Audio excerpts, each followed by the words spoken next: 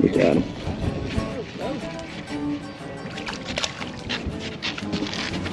All right. Come on, wind, dang it. Just load us off. We got him right here.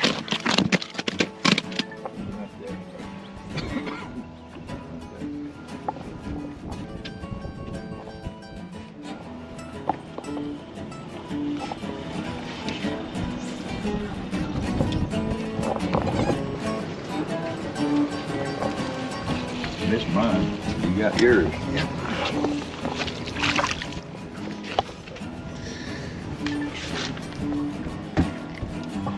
On him. On him.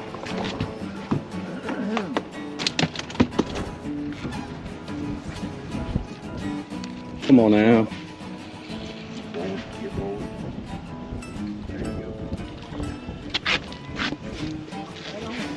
Good at catching these little ones. So we found a tree up there. We saw it on the live scope to the back of the boat. So we circled back around, got on this side of it, and man, just bouncing it off the bottom. Getting them. They're not as big, but we need to count. Stay tuned for another commercial. You know Grafton Dermatology as one of Louisiana's premier skincare and skin cancer treatment centers. Grafton Dermatology will bring your beautiful body to its healthy fullest. Grafton Dermatology provides advanced treatment for all skin conditions, repairing, healing, enhancing. Grafton Dermatology, defining healthier skin and beautiful bodies for over 15 years. Whether your game is on the field or in the backyard, Thibodaux Regional Sports Medicine Center will help keep you safe. Winning is your priority. Your safety is ours. With advanced concussion testing technology, certified athletic trainers, and sports medicine trained physicians and therapists, we bring our A game. Because you can win it only if you're in it. Play it safe with Thibodaux Regional Sports Medicine Center, official sports medicine provider of Nichols Athletics. So today we're going to cook some wahoo, and everybody always asks how I cook fish, so this is another recipe that we have. We're going to take it out. We've got it freeze wrapped, freeze dried pretty good, dry it off real good so we don't have a lot of moisture on there. As in any fish, the red part has a little fishy taste to it, so if you have that on there, it just kind of gets in the way of the good flavor of the fish. And a lot of times this wahoo, a big fish is so thick that I'll kind of butterfly it down the middle. So first thing we're going to do is season it up, and then we're going to cook it on a cedar board. So our cedar boards, these we get from Rouse's, and we've had them soaking in the sink for about 15 or 20 minutes. You're supposed to soak them in hot water. Sometimes I just take a little bit of olive oil, just a couple drops on each piece, because when you smear that around, it just helps it hold the seasoning on better. So, a little olive oil coating. And then, as always, I like a little salt and pepper. And this is sea salt. You can use regular salt, I'm sure, but this is fancy. Pepper, we're gonna just do light pepper.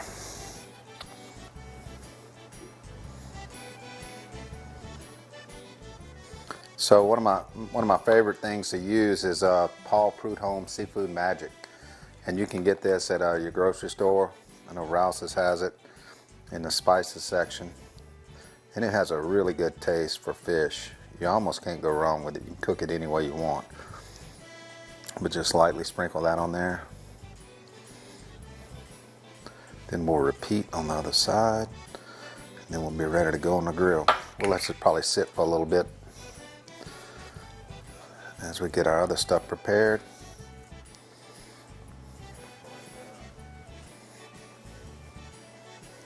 So, Paul Prudhomme doesn't give me any money, but this is good stuff. So we'll let that sit for a little while. I'm gonna let these soak just a little bit more. Once again, you can get these boards at Rouse's. They're all different types of wood. I use cedar most of the time for fish, but they actually have a picture on the board of what you can cook. So there's beef, fish, various things. So we got the wahoo. We got our cedar boards. We got the Traeger hooked up to 380, 385. I cook a little bit faster on these boards. We'll take them out there and put them on. Let's go.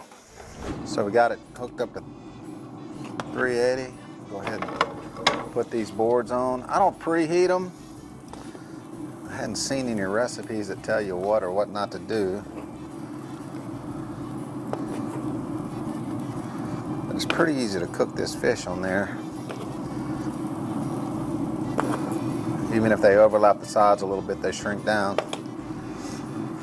So we'll let that cook. I just kind of watch till it shrinks up, and you can also watch here as it cooks. It'll get a little white. This thing cooks more like an oven, so it'll cook it all the way on one side, but we'll flip it one time. And then I think I'll be full. Maybe I can flip them.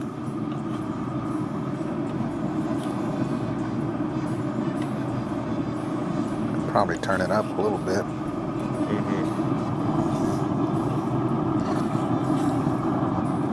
So I'm gonna turn it up a little bit. We'll go to 420 and go ahead and knock them out. Whoo, looking good. So the wood's just starting to get hot. Got a little smoke coming off of it. Time to get it off. That fish is gonna be good. Last dish of the day. We're gonna let Dominic try it and see how good it is. All right, we're about to try this wahoo that was cooked on a cedar plank from Rouse's. Cedar planks also do come with a recipe on them, in case you were wondering what to do with the cedar plank when you get it. You can follow the recipe. It comes in a package. We're gonna squeeze a little lemon on top of this cedar plank wahoo. Give it a little acidic flavor. I'm gonna try it out.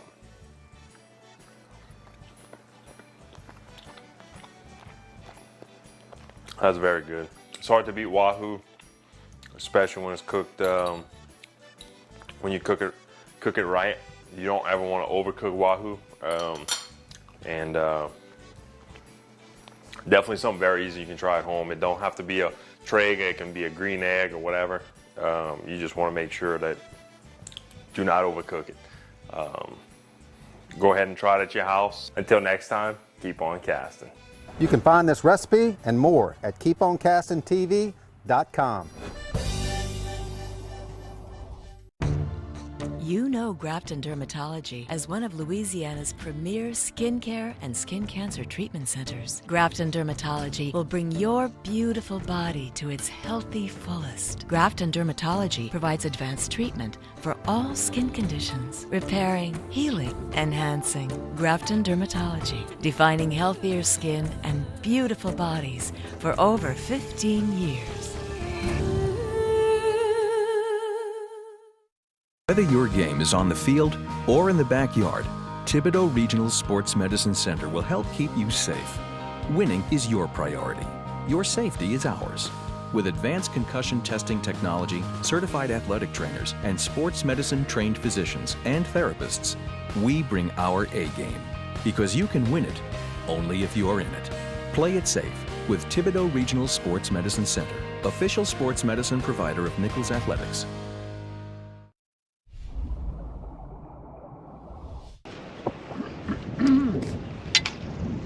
That's all right. He's on. Look at what boat's at. It's not big today.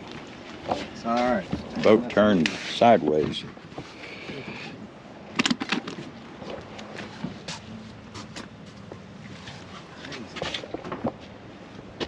Let's see. What is it? Come back and eat it. Little. Another mohawk. You get it fixed there, Pop? Not bad, Steve. Oh, you getting the trolling motor prop? Sure. Break it off? Yeah, break it.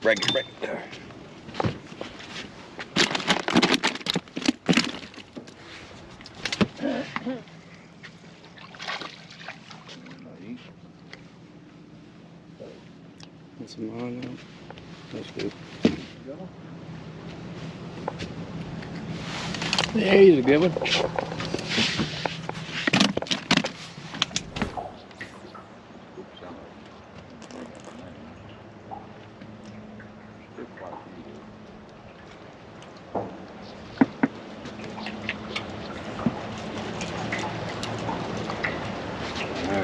Let's see, pop.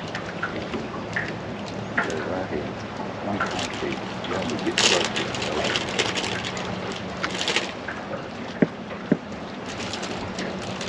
Got a good one? Need the net. Need the net. I don't think so. Ah, you got it.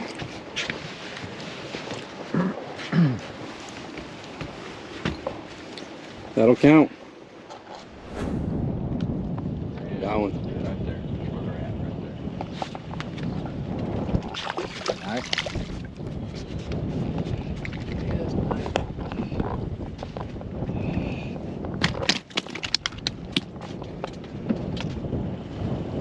Come on.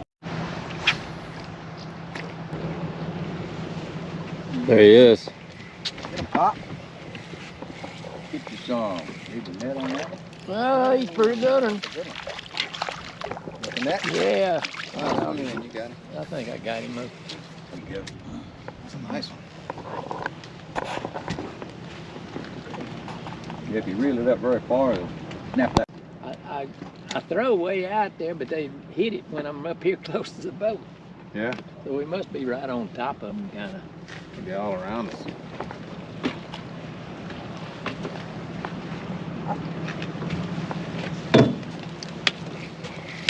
Come, Pop. Under the boat. Right on the bottom? Yeah, just going real slow, and he nailed it. Oh, I forget I sit on the box, don't I? That's it. That's a lucky spot.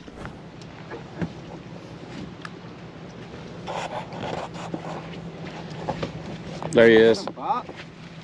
Man, he's on fire right now. Yeah. Nice ones, too.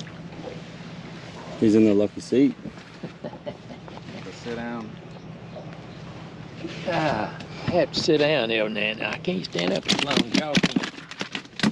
Whew.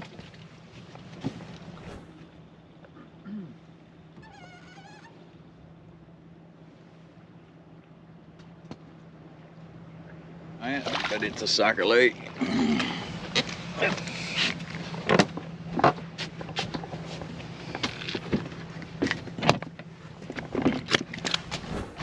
Double up.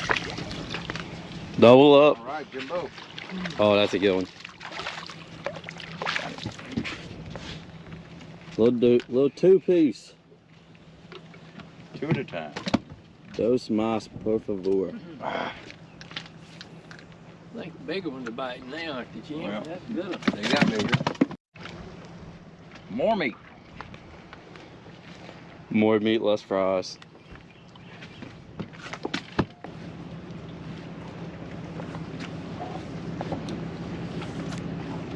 Get him, Jimbo. One thick one. Sounds like a good one. Yep. A little bit better. Oh, yeah, that's a good one. Get over there, Pop. Look at that. Out here in front. That's what we want. Man, they're getting it in that top.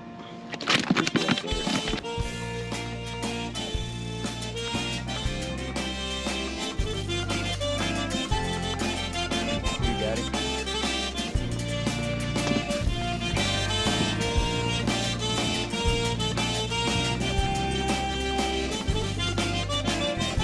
Jimbo's off or on?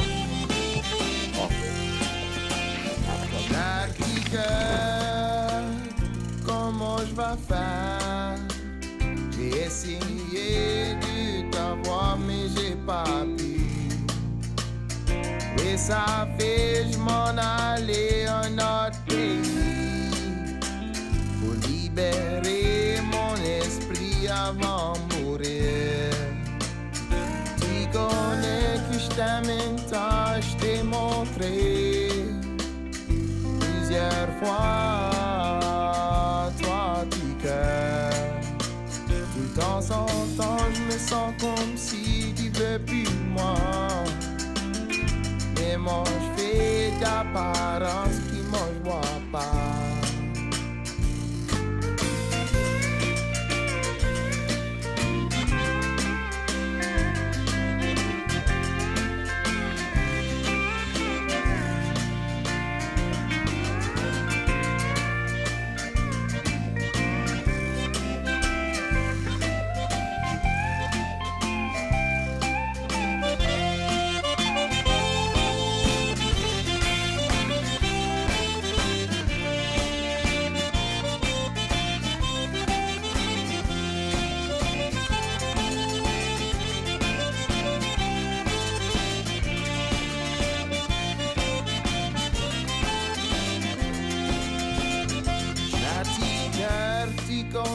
Ça me fait du mal. Oh, chaque jour.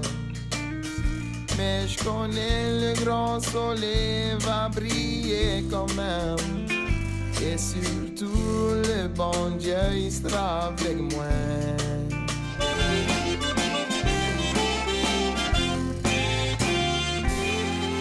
Well, guys, we had a great time today up here fishing at Toledo Bend, living the dream guide service. I want to thank Jimbo Shanley. Great time, buddy. Thank you, buddy. Yeah. Enjoyed y'all very much. Absolutely. Enjoyed it. Good time. Yeah. Glad to have my pops out here fishing with us. As always, we want to thank our troops. Without y'all, we couldn't do what we're doing here today. And until next time, keep on casting.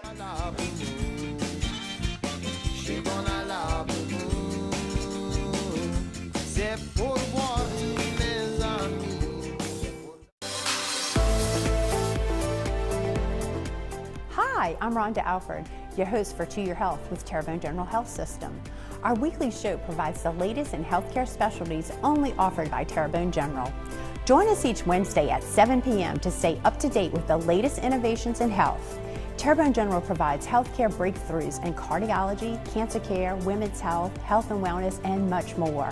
You don't want to miss our next To Your Health. See you then. Tired of going to get a new car only to be told we sold it yesterday or charged extra fees? Come on down to AJ Doman Chevrolet, South Louisiana's fastest growing Chevrolet dealership, where we make the customer our top priority. No credit, bad credit, we can help. We say yes when others say no. Come do business with the company that'll be here today and tomorrow. AJ Doman Chevrolet, serving the area for 38 years at the foot of the Morgan City Bridge in Berwick. Hi, I'm Martin False, the owner of HTV, and I just wanted to thank my team because each and every day we come in not always looking for the negative stories. We look for the positive stories. We have so many positive people and events that shape our area.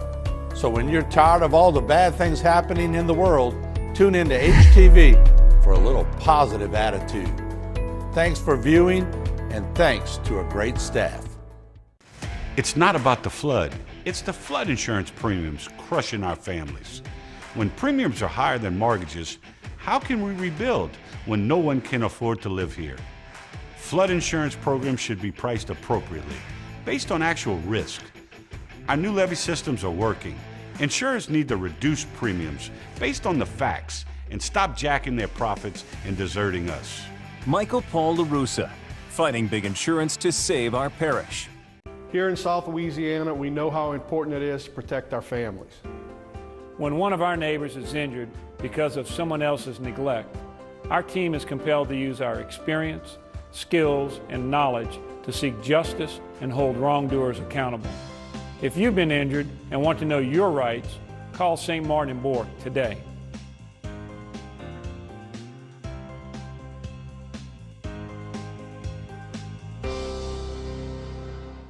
My name is Joshua Van Buren. I've been a firefighter for 14 years. A firefighter is a person who answers the call. It can be a mother, a father, a son, a brother. I think it actually chose me, honestly. I really wanted to find something that not just be a job. I wanted to feel like I was serving my purpose. It's almost like you a superhero.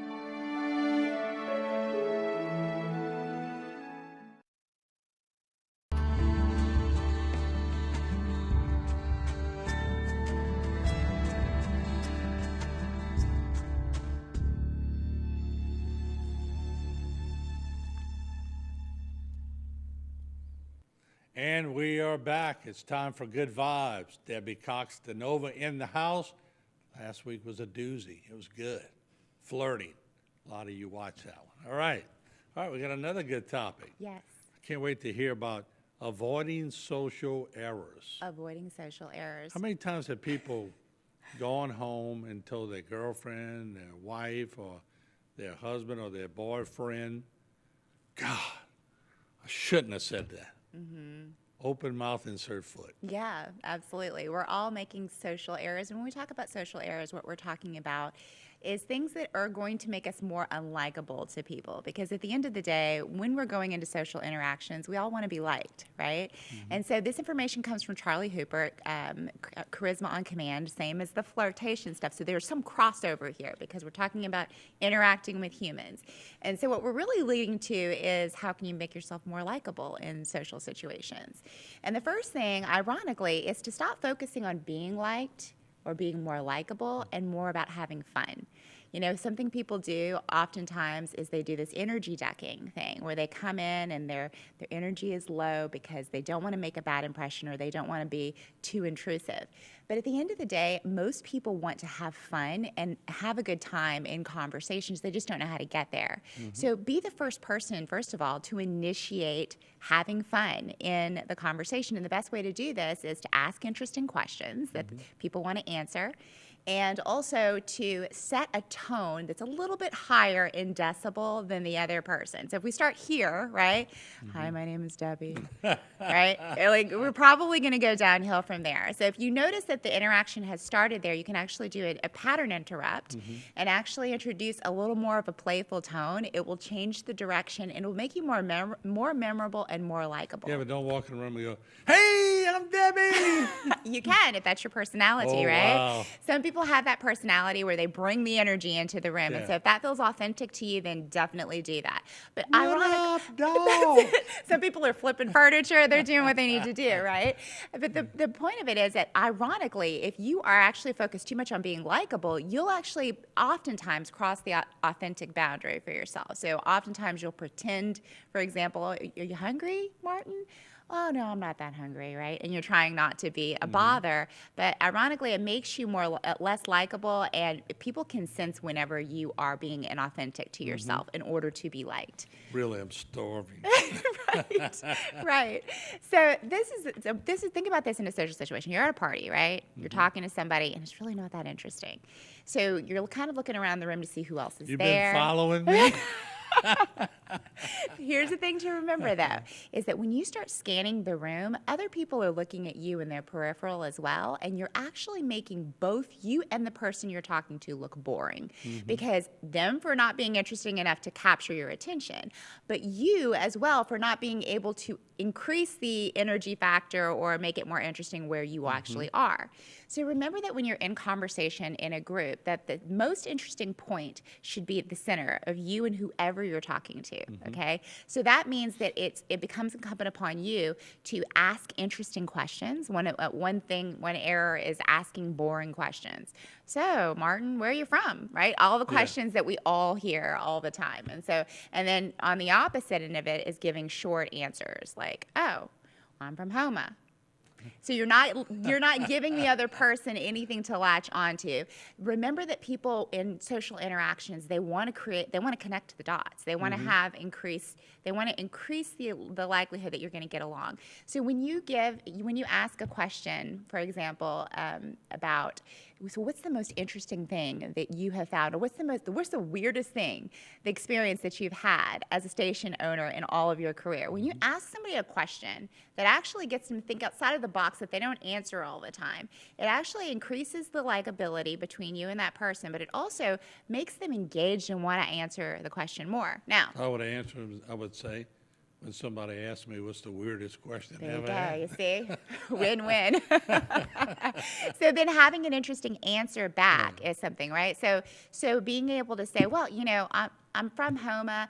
you know, and actually give them more points to which they can actually connect to you. My whole entire family lives on, and you tell them exactly where your family lives and all of that, where they can connect to God. Oh, I used to live down there, right? And now you're having a conversation that's more interesting. So if this point, the most interesting point of conversation, point in the room is between you and this other person, then you don't want to allow someone to interrupt. So this is a thing that people do, is they're in the middle of a conversation. Someone walks up that's maybe more interesting to you, and you go, oh, hey, and then you just abandon this conversation, right? Which leaves the other person feeling Abandon ship. right, awkward, and also it leaves them with a bad memory of the interaction between the two of you. If you can have a rule of thumb that you don't allow the conversation between you and someone to be interrupted. So in other words, you give someone a gesture, and like, hold on, well, I'd like to talk to you, but you continue the conversation and you make the other person feel important, then that actually signals something good to the person you're talking to, but also the person that you put on hold for a little while, because it shows that you have enough respect to continue the conversation here. The exception to that is when there's a group and the conversation is flowing. You don't have to, like, you know, put your hand to anyone else. You can allow the conversation to flow. Or if you're in a group and someone new walks into the group, it is perfectly acceptable for you to stop the conversation and welcome the new person in, introduce them to the group, and then continue the conversation. Well, Debbie, I'd love to continue this conversation, but I do have to take a short break. Great. Is that okay? That's wonderful. All right, we're going to take a short break. We'll be back because I have a couple of questions for Debbie that I want to see if she knows the answer to. We'll be right back.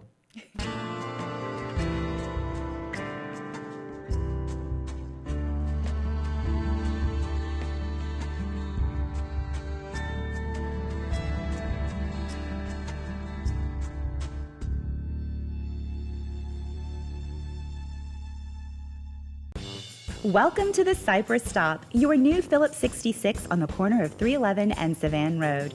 We have all your breakfast, lunch, and dinner needs with smoked ribs, smoked chicken, boudin, homemade pulled pork, and daily plate lunches. We have a very large selection of white wines, red wines, liquors, beer, tobacco, and vapes. Going fishing? We have your bait and tackle and the ice to keep your catch cool. Cypress Stop, home of the happy customer.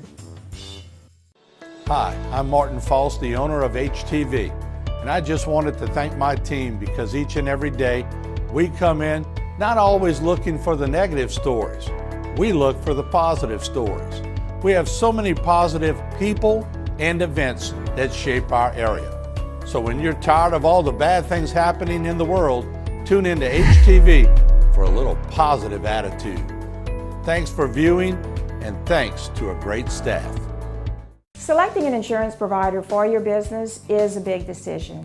With over 26 years of experience, our offered team is your solution for quality and proven coverage.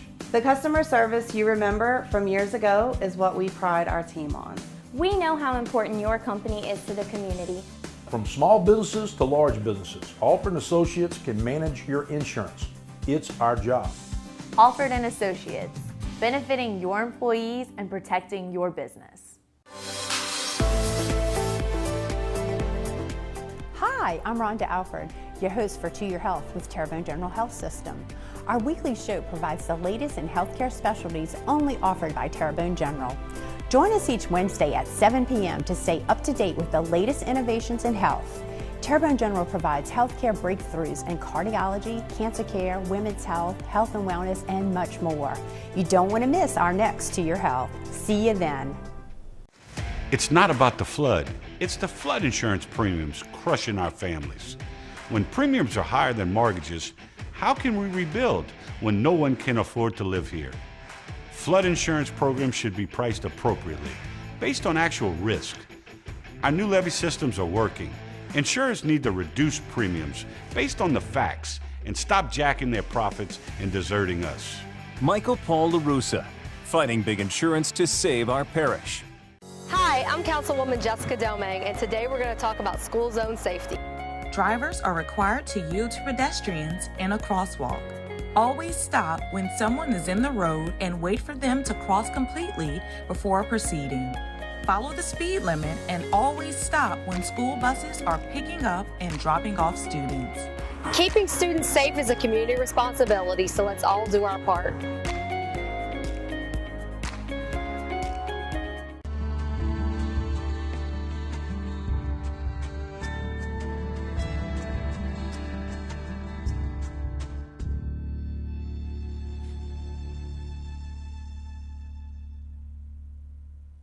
All right, we are back. Debbie Cox DeNova. We're talking about avoiding social errors. And everybody's had them, right? Mhm. If you haven't had them, you need to experience one. Or you need to self-evaluate a little better. Yeah, because you're too cocky and everybody's had them. All right, so you at a party and you're talking to someone intently. Mm. Can you go all night with that, or is that rude, or do you got to break it up at one point, huh? I think it's perfectly acceptable to have a conversation with one person all night if that's your intention. So you have to know your intention going in. If you're What if it's your engagement party and your fiance's on the other side of the room? right, then it's more appropriate, obviously, for you to keep the conversation short and sweet and continue to Very flow short and around, sweet. right? Okay. So you have to establish what your purpose is. Not everybody goes into social interactions with the same intent. Mhm. Sometimes someone is looking for one person and just to spend time in a group, right? And so they just want to have that one conversation, and then their body language kind of shows that, right? Other people are there to meet new people or to mingle, and so your body language can show that. And that brings us to body language, because there's something that we missed talking about on the flirting one, and that is the avoiding trapping someone. So using your body to sort of trap someone into a corner and then kind of holding them hostage with conversation is it can be intimidating for a woman, but it also can feel like it can make the other person feel like, how do I escape this situation? So how do you try, like you get them in a corner and you hold both tables or something? You could do it that way, or just noticing someone sitting and you're kind of using your body to block them off from the rest of the room as you a lot of times you actually assume interest. And that's another error, is assuming interest, like actually going on and on about, surely you know someone in your life who will go on and on about a topic or a story that really no one cares about, but they're talking for hours on end if you let them. Thank you for saying that. So if you have something you want to talk about, one way to do it is to introduce what we call a story gap. So a story gap is basically a teaser, right? It doesn't give them the punchline, but it allows them to develop interest in what you have to say so that they're actually leaning in, and you can gauge interest of whether they're leaning in. I'll use my clients. My client is actually launching a YouTube channel called Cajun Crime Queen, okay? And so if she's in conversation and someone just meets her, she could say, oh yeah, Wednesday I'm starting a new YouTube channel and it's called Cajun Crime Queen, and she could launch into it. Someone she's talking to may not actually be into true crime. Serial killers might be of zero interest. But if she leads with her story, which is to say, oh yeah, I started a channel and it all started when I actually had a run-in with a pretty famous serial killer years back. I told him where I lived, I told him where I worked, what days I worked, I gave him all my personal information because I didn't know that he was a serial killer. It ended up being Derek Todd Lee. That is a story gap that leaves someone going, who did you meet? Why did you tell him where you live, right? And so that can actually allow someone who's not even into true crime to lean in and go, tell me more. Like, what is it about the other person ought to lean in and go, I am a serial killer. Right. Talk about a story gap. Right. So Sorry, I'm just having too much fun with this. I love it. And that's good. So that's what we're talking about is like creating that fun vibe. So rather than trapping, you want to lean. Like leaning is a good thing to do. So if you lean against a bar or lean against a wall, what naturally ends up happening is that two other people in the room, you look like the center point of the conversation. You look more confident, you look more expanded. And so we've talked about confidence and expansion a lot. And if you are someone who shows up in social interactions with a bit of anxiety, another social error is putting your hands in your pockets. Like it actually shows that it conveys that maybe you're untrustworthy. It makes people nervous because you look nervous, right? And this is actually even better. Like it's better to cross your arms, and that's not even ideal, than to put your hands in your pocket. So leaning and opening up, if you can remember nothing else and you have a problem with social interactions, open and expand. Just think open and expand. So everything we have is open and expansive rather than putting your, exactly. Blowing up. That's right. And rather than putting your hands in your pocket, you're actually using your hands with two different types of gestures, which we talked about. The first one is precise gesturing. So that means I'm underscoring the words that I'm speaking. So there was a huge fish, right? Or, I just have this small idea, right? Or using the little pointer, because we know people don't like being pointed at, like pointing to underscore what you're talking about. So these are precise gestures, and the other is expansive gestures that show confidence, that give generosity to the people that you're talking to, okay, rather than putting it. So the other thing is that we want to make sure that, speaking of generosity, that we're not interpreting negative intent when someone is talking, right? So someone says something to us, maybe we have a little bit of a trigger there. It's a little bit of an emotional, what do you mean by that, right? And so in conversation, even if you're wrong, assuming generosity, assuming good intent for someone actually diffuses a social situation that could be quite combative, right? And kind of, it makes it so that there's actually a video out there of, I don't know if you've seen this, of Tom Cruise being squirted in the eye with a reporter squirted him with a pen or something. And rather than getting explosive and reacting, he leans in and he goes, hey, why did you do that? Right? So he actually goes in to find out, like to question this person. Instead of dehumanizing him and going after him, he's like, hey, why did you do that? Touches him. Now that shows a lot of charisma. It takes the power back, the confidence back, and it helps the person to actually take control of the situation and diffuse things. In my world, when a woman says, what do you mean by that? You're going, red flag? Right. Right. It was a simple question. Yes. But anyway, that's good stuff. It is. It's really good stuff. So just remember that levity, fun, banter, jokes, and you don't have to be competitive in your bantering. That's the other thing, as someone who has to always win at the bantering. Take the shot and laugh if you fail. Yes. Just take the shot. That's it. That's it. And have fun with it. Have fun with it. All right. Thank you, Debbie. What's next week? I can't wait. I don't even know yet. All right. All right. We'll see you again next week. I can't wait.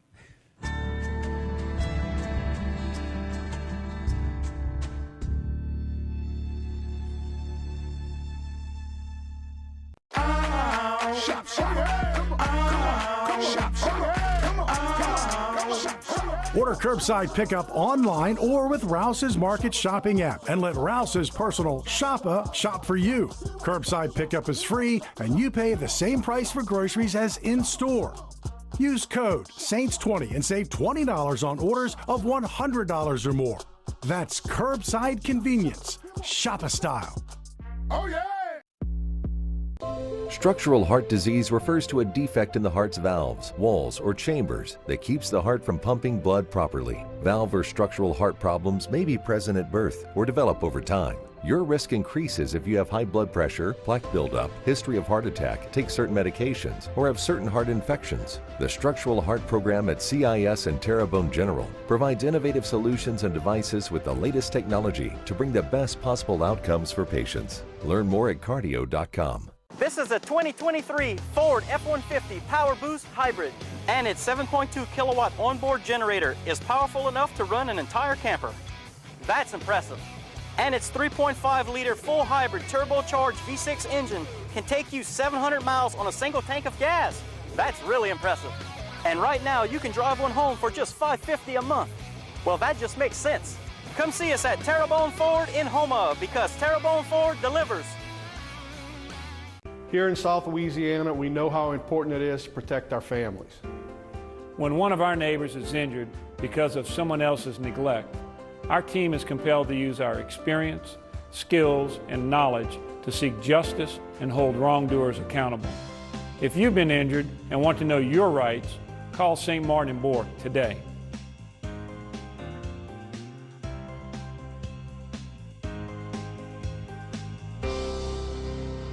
At South Louisiana Bank, we're great at banking, but we're great at a lot of other stuff too. Is that a new rod and reel? Hey, a girl's got a fish. We care about the community we live in and the people we serve. We're not just like you. We are you. Are you boiling crawfish? No, just letting them soak. We're proud to be here and work for the place and the people we love. South Louisiana Bank. It's in the name. From the moment you walk into the showroom floor at Trapp Cadillac, you understand our commitment to providing a truly exceptional experience for all returning and new customers. Our goal is to make sure you're always comfortable while understanding the entire process of getting into your new Trapp Cadillac. When you drive a Trapp Cadillac, you know performance, bold styling, and our sure commitment to service. One thing you can always count on here at Trapp Cadillac is our excellent service experience.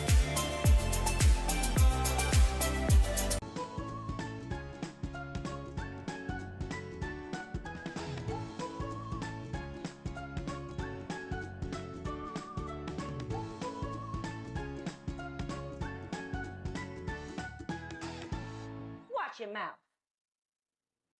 All right, we are back. It's always good to have the HTV dental expert on, Dr. Ron Walker. He's been giving us some valuable information, so we have more today. Doc, good to see you. Good to see you, Martin. Doing okay? Doing great. All right, so we started talking about gum and bone disease, and God, it's just something that's so important, especially at a young age. Yep. But, you know, when you start neglecting your teeth, give us some little background on that. So last segment, we talked about, plaque and brushing, right? So this is pretty much the progression of that. So this is what happens if you let that go for too long. The soft plaque is going to turn into more of a hard mineral substance called tartar, or we call it calculus. And this is what you hear about on commercials and stuff like that. So the tartar is a mineral deposit, and we're going to look at a picture of it right here and see what it looks like. This is what people build up above the gums every 6 months when you go in for your cleaning. This is what normal people start to build up, and then you can feel it. You can feel it when they clean it off your teeth. And it's not that much of a problem as long as you get cleanings every 6 months, but also it can build up underneath the gums, and that's going to lead to more severe gum and bone disease type situation. I guess plaque is plaque no matter where it is in the body, right? Yes, sir. Exactly. It can be, yep, exactly. But it wreaks havoc wherever it is. Yes, sir. Exactly. All right. So, and what kind of problems does it cause, and what do you see from your experience? So it can cause premature tooth loss. First, what it's going to do is going to cause irritation in the gums. And then that irritation or infection is going to cause an infection in the gums, and your body's going to try and fight that off. It's going to treat it as kind of a barnacle under the gums, right? So it's going to attack it and try and fight it off. And in the meantime, what's going to happen is you're going to start to get bone loss. That's a great way to describe it, a barnacle. Boy, and those are pretty sharp too. Yes, sir. So when you start to get that bone loss and gum recession, the bone is a foundation for the tooth. So over time, more and more bone loss, tooth's going to start to get loose, and you'll end up prematurely losing your teeth. All right, let's bring up the next picture. What are we looking at now, Doc? So we're looking at right here is on the left side of your screen is what a normal X-ray is going to look like, right? The blue line is going to represent where the gum's going to be, although in an X-ray you're not going to see that. And then the red line, which you see, is that's the bone level. So on the right X-ray, you see the barnacles. I mean, that is it. It's below the gum, above the bone, and you're going to start to see here, you see a little bit of bone recession, less bone there than we would like to see. And, at this point, it's very treatable. You can come in, you're going to get a deep cleaning. You can treat that disease and be all right. But if you let it go too long, we're going to start to look at what happens if you don't treat it. Ouch, right? We don't want to know that. Yes. So take care of the teeth, right? Yes, exactly. Right. So we'll look at next pick and see what happens if you go too long. Right. So as you see on the left side of the screen in that X-ray, that's about, kind of where we would like to see the bone level. But as you go further back, you see that bone level drop. And that's when you're really starting to get a lot of bone loss. And just a bad deal. You don't want that to happen. All right. Let's go to the next picture if we can, Jay. So this is very severe. You can see on the right and left where the bone is, and in the middle you can't even see the bone, is so far down. It's unfortunate because this is actually treatable, and the bone levels will not come back. Once they're gone and you lose bone from gum and bone disease, that's it. There's no magic thing I can do to bring the bone back. And it's Is that gone. when they need to come out at that point? Yep, you guessed it. At that point, when you get that much bone loss, the pocket depth between the gum and the tooth gets too severe where you really can't get in there and keep it clean. So the tooth is then going to become to get loose, and then it comes out. Yeah, you can only do so much to save it. That's it. It's up to the patient. Yes, sir. Yeah. Let's bring up the next one if we could, Jay. And we'll talk about this. Wow. Yep. So that's pretty graphic, but that is what it looks like. That's under the gum. That is the barnacles that you see. And those can be treated. You can get that cleaned off of the teeth. You can get a deep cleaning. It doesn't have to get that bad. You just got to get your teeth clean. How does the patient know they have this? You really don't. It doesn't hurt. Unfortunately, That's why a lot of people let it go for so long, because this disease doesn't hurt. until it's too late. I mean, you can get some infections, but it doesn't hurt. It will cause bad breath, though. It's a very distinct smell that if you ever smell it, that's what we call it periodontal disease or gum and bone disease smell like.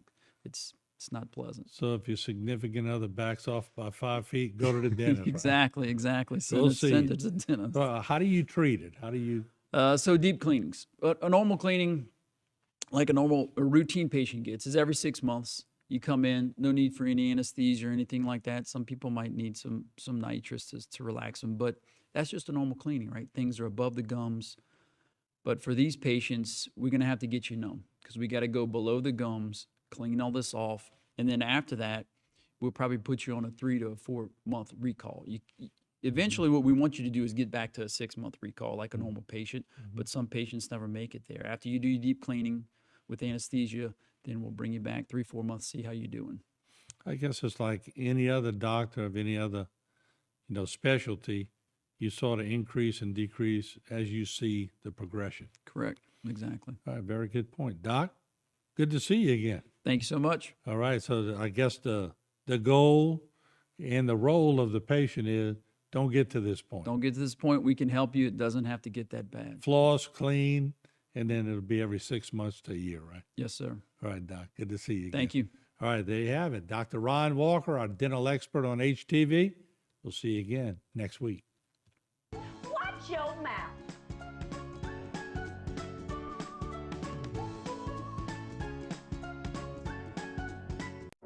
Terrebonne General Health System is the largest healthcare resource in Southeast Louisiana, offering a high-tech and high-touch style of healing. World-renowned services include cardiology, women's health, cancer care, and a healthy lifestyle center. This is a true calling for all the physicians, nurses, and staff who make up our proud Terrebonne General family. We are here to provide health care for our community. To discover more, please visit tghealthsystem.com. AJ Doman Chevrolet is your medium-duty business elite dealer. We have work-ready packages in stock with more arriving regularly. Whether it's sales or service, we are here to help you with all your business needs. Need financing for your truck? We have commercial lenders ready and available to help you. Come do business with the company that'll be here today and tomorrow. AJ Doman Chevrolet, serving the area for 38 years at the foot of the Morgan City Bridge in Berwick. At Big Wheels Travel Center, the fun and excitement are just around the corner in Bayou Blue.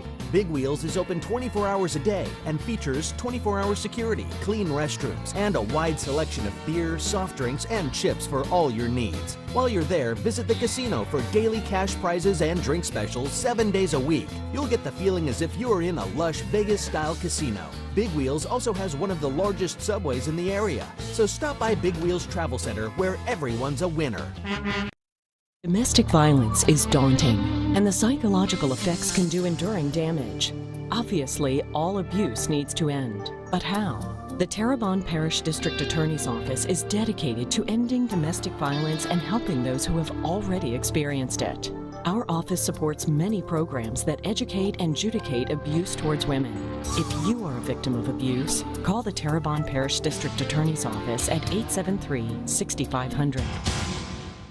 Head of his class, miles ahead.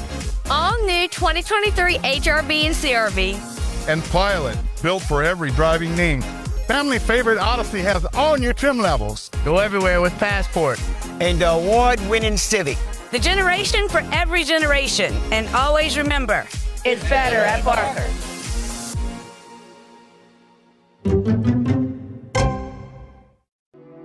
My name is Cameron Quigley, and I've been a fireman for 11 years. Firefighter to me is a public servant who protects and serves the parish or city.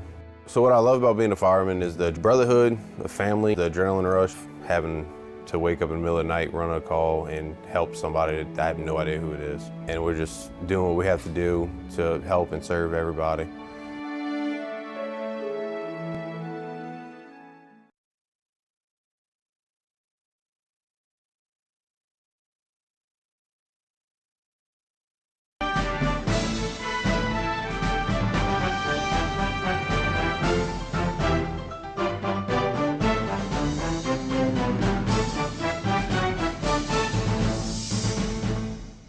Everybody, and welcome into Going Public. I am Harry McCullough. We'll be talking about the FEMA Risk Rating 2.0 National Flood Insurance Program with Dwayne Bourgeois, who's the North Lafourche Levee District Executive Director, and Corey Keith, who is the board president, and of course also the president of the Levee Boards of Louisiana, the president of that board as well. So, guys, thanks so much for being with us. You wanted to talk. This is a little bit not mapping. Right. This is rating. Right. FEMA is such a big organization that you can work with the mapping guys and never have a conversation with these other guys at headquarters that came up with Risk Rating 2.0. So Terrebonne and Lafourche have been working through their mapping issues. We're at different stages right now due to a few things, but this is really not about the mapping directly, more about how the rating methodology. The mapping used to be it was a flood insurance rate map. It actually had a rate component to it. Now that's out the window. It's just a map that's used to determine if you're in a special flood hazard area or not, because the base flood elevations and the things that are established in that map no longer have an impact on the rate. FEMA does not use base flood elevation to set rates.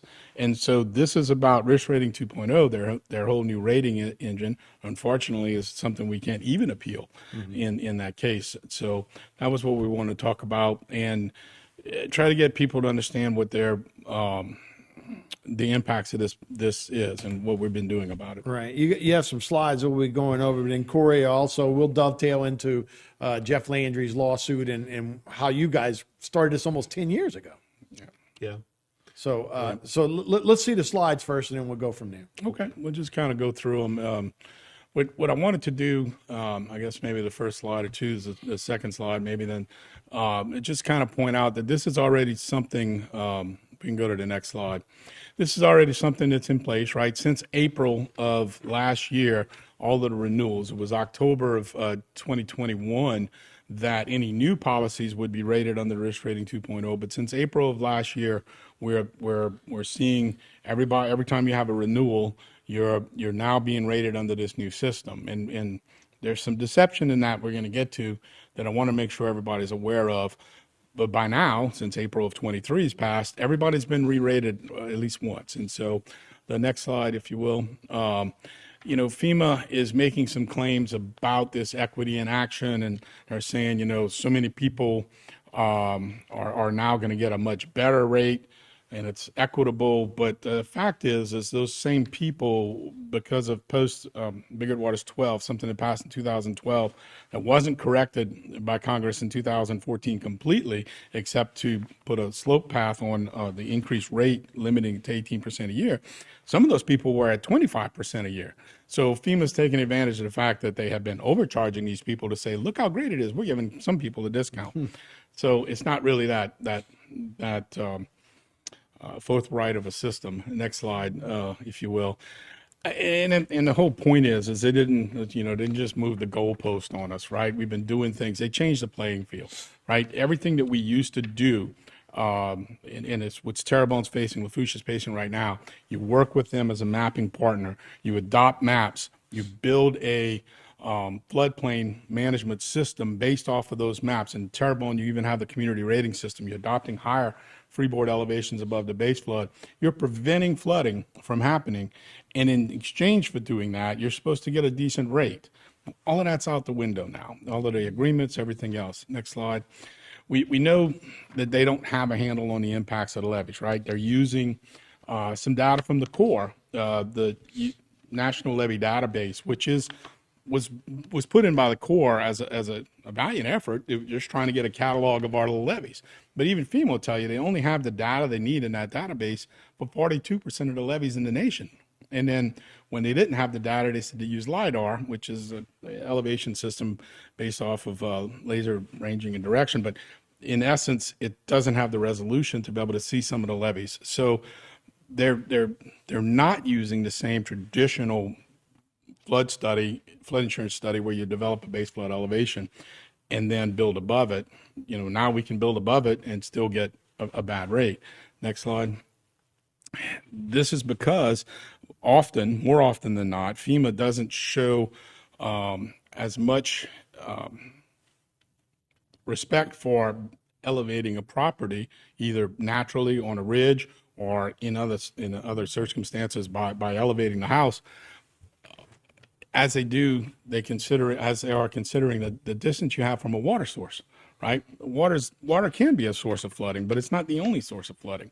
And what they're not recognizing, for example, in some of the areas that makes this nonsensical, some of the areas that the mapping people recognize are not in the floodplain, not in a special flood hazard area, have less than a 500-year flood zone, have some of the highest rates under risk rating 2.0.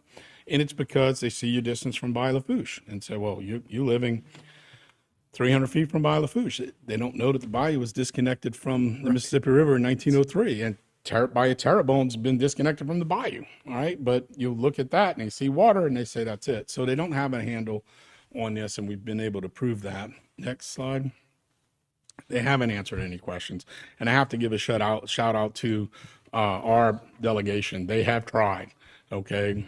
All of them have tried. State-wise, you know, we're the highest impacted group, and we have the highest per capita distribution of flood insurance policies of any state. And our guys get it.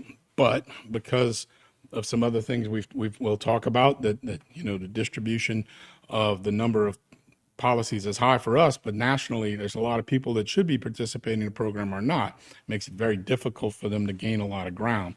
So we've asked a lot of questions. They've danced around the answers. And next slide. How do you get away with that? Next slide. Just by being very deceitful, right? I mean, here's what they put out as equity in action and national impacts.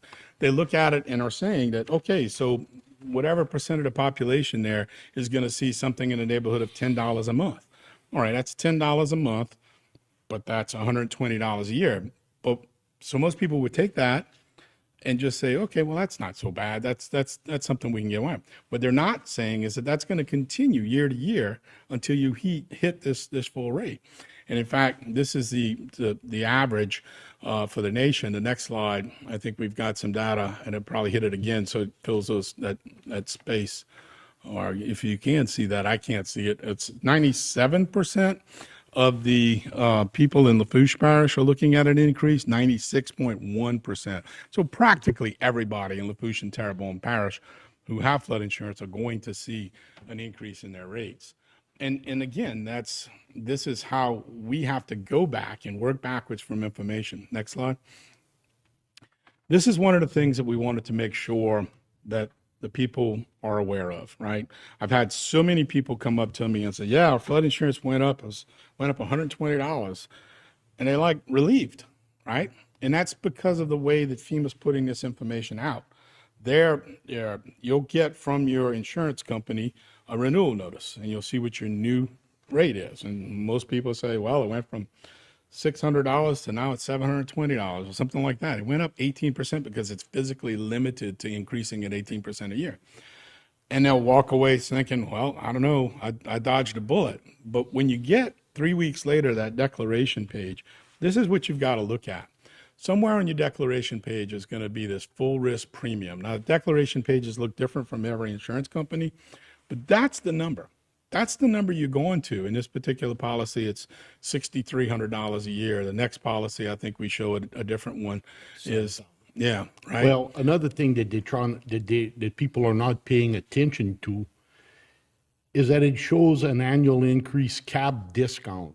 And if you look on the form, it's right under that yellow number. Right.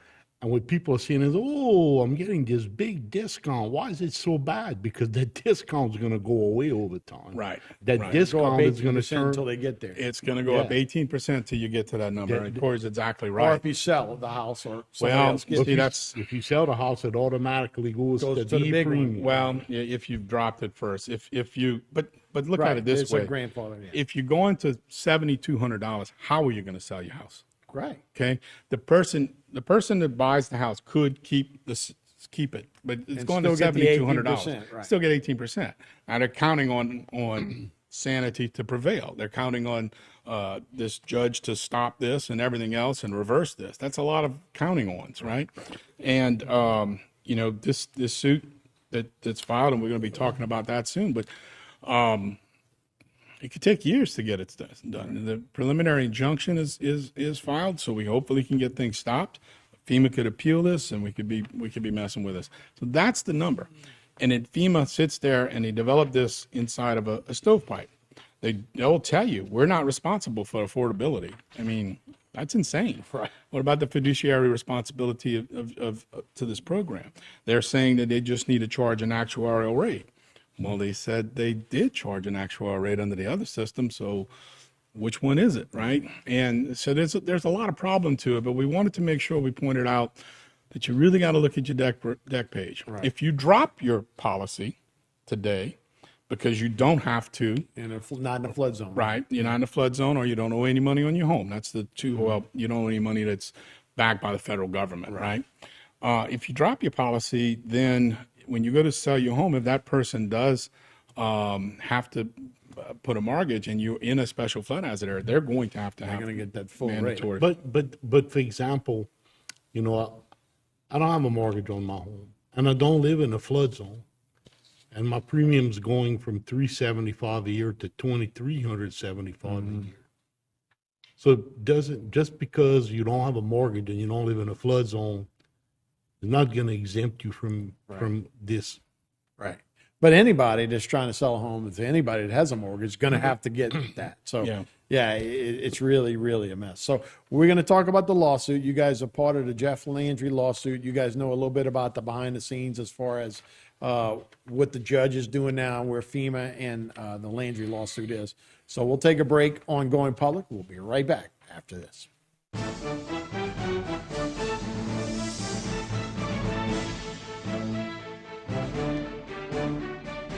At Big Wheels Travel Center, the fun and excitement are just around the corner in Bayou Blue. Big Wheels is open 24 hours a day and features 24-hour security, clean restrooms, and a wide selection of beer, soft drinks, and chips for all your needs. While you're there, visit the casino for daily cash prizes and drink specials 7 days a week. You'll get the feeling as if you are in a lush Vegas-style casino. Big Wheels also has one of the largest subways in the area, so stop by Big Wheels Travel Center, where everyone's a winner. Cardiovascular Institute of the South is celebrating 40 years of delivering health care to our patients and communities. Founded by Dr. Craig Walker in 1983 and guided by a mission to provide the highest quality cardiovascular care available, CIS has pioneered hundreds of firsts to improve outcomes for cardiovascular diseases. Through new technology, virtual care, outpatient procedures, and national growth, CIS is improving lives and leading the way for advanced care and innovation. My name is Joshua Van Buren. I've been a firefighter for 14 years.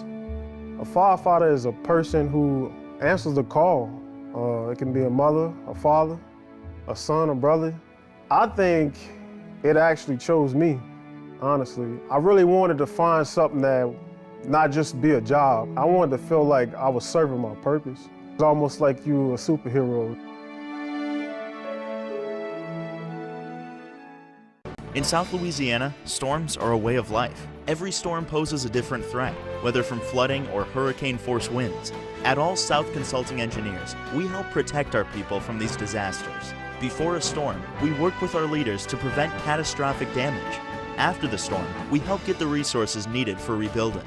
We have helped our cities, parishes, and school boards recover over $2 billion to rebuild our community. We'll be here for the next one.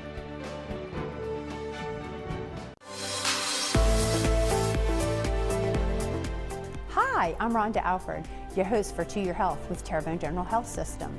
Our weekly show provides the latest in healthcare specialties only offered by Terrebonne General. Join us each Wednesday at 7 p.m. to stay up to date with the latest innovations in health. Terrebonne General provides healthcare breakthroughs in cardiology, cancer care, women's health, health and wellness, and much more. You don't want to miss our next To Your Health. See you then. West Park Self-Storage is a state-of-the-art storage facility with clean, convenient, and secure climate-controlled storage. Our professional storage counselors are here to assist you with all your storage needs. We now offer after-hour access, and you can access your unit 7 days a week.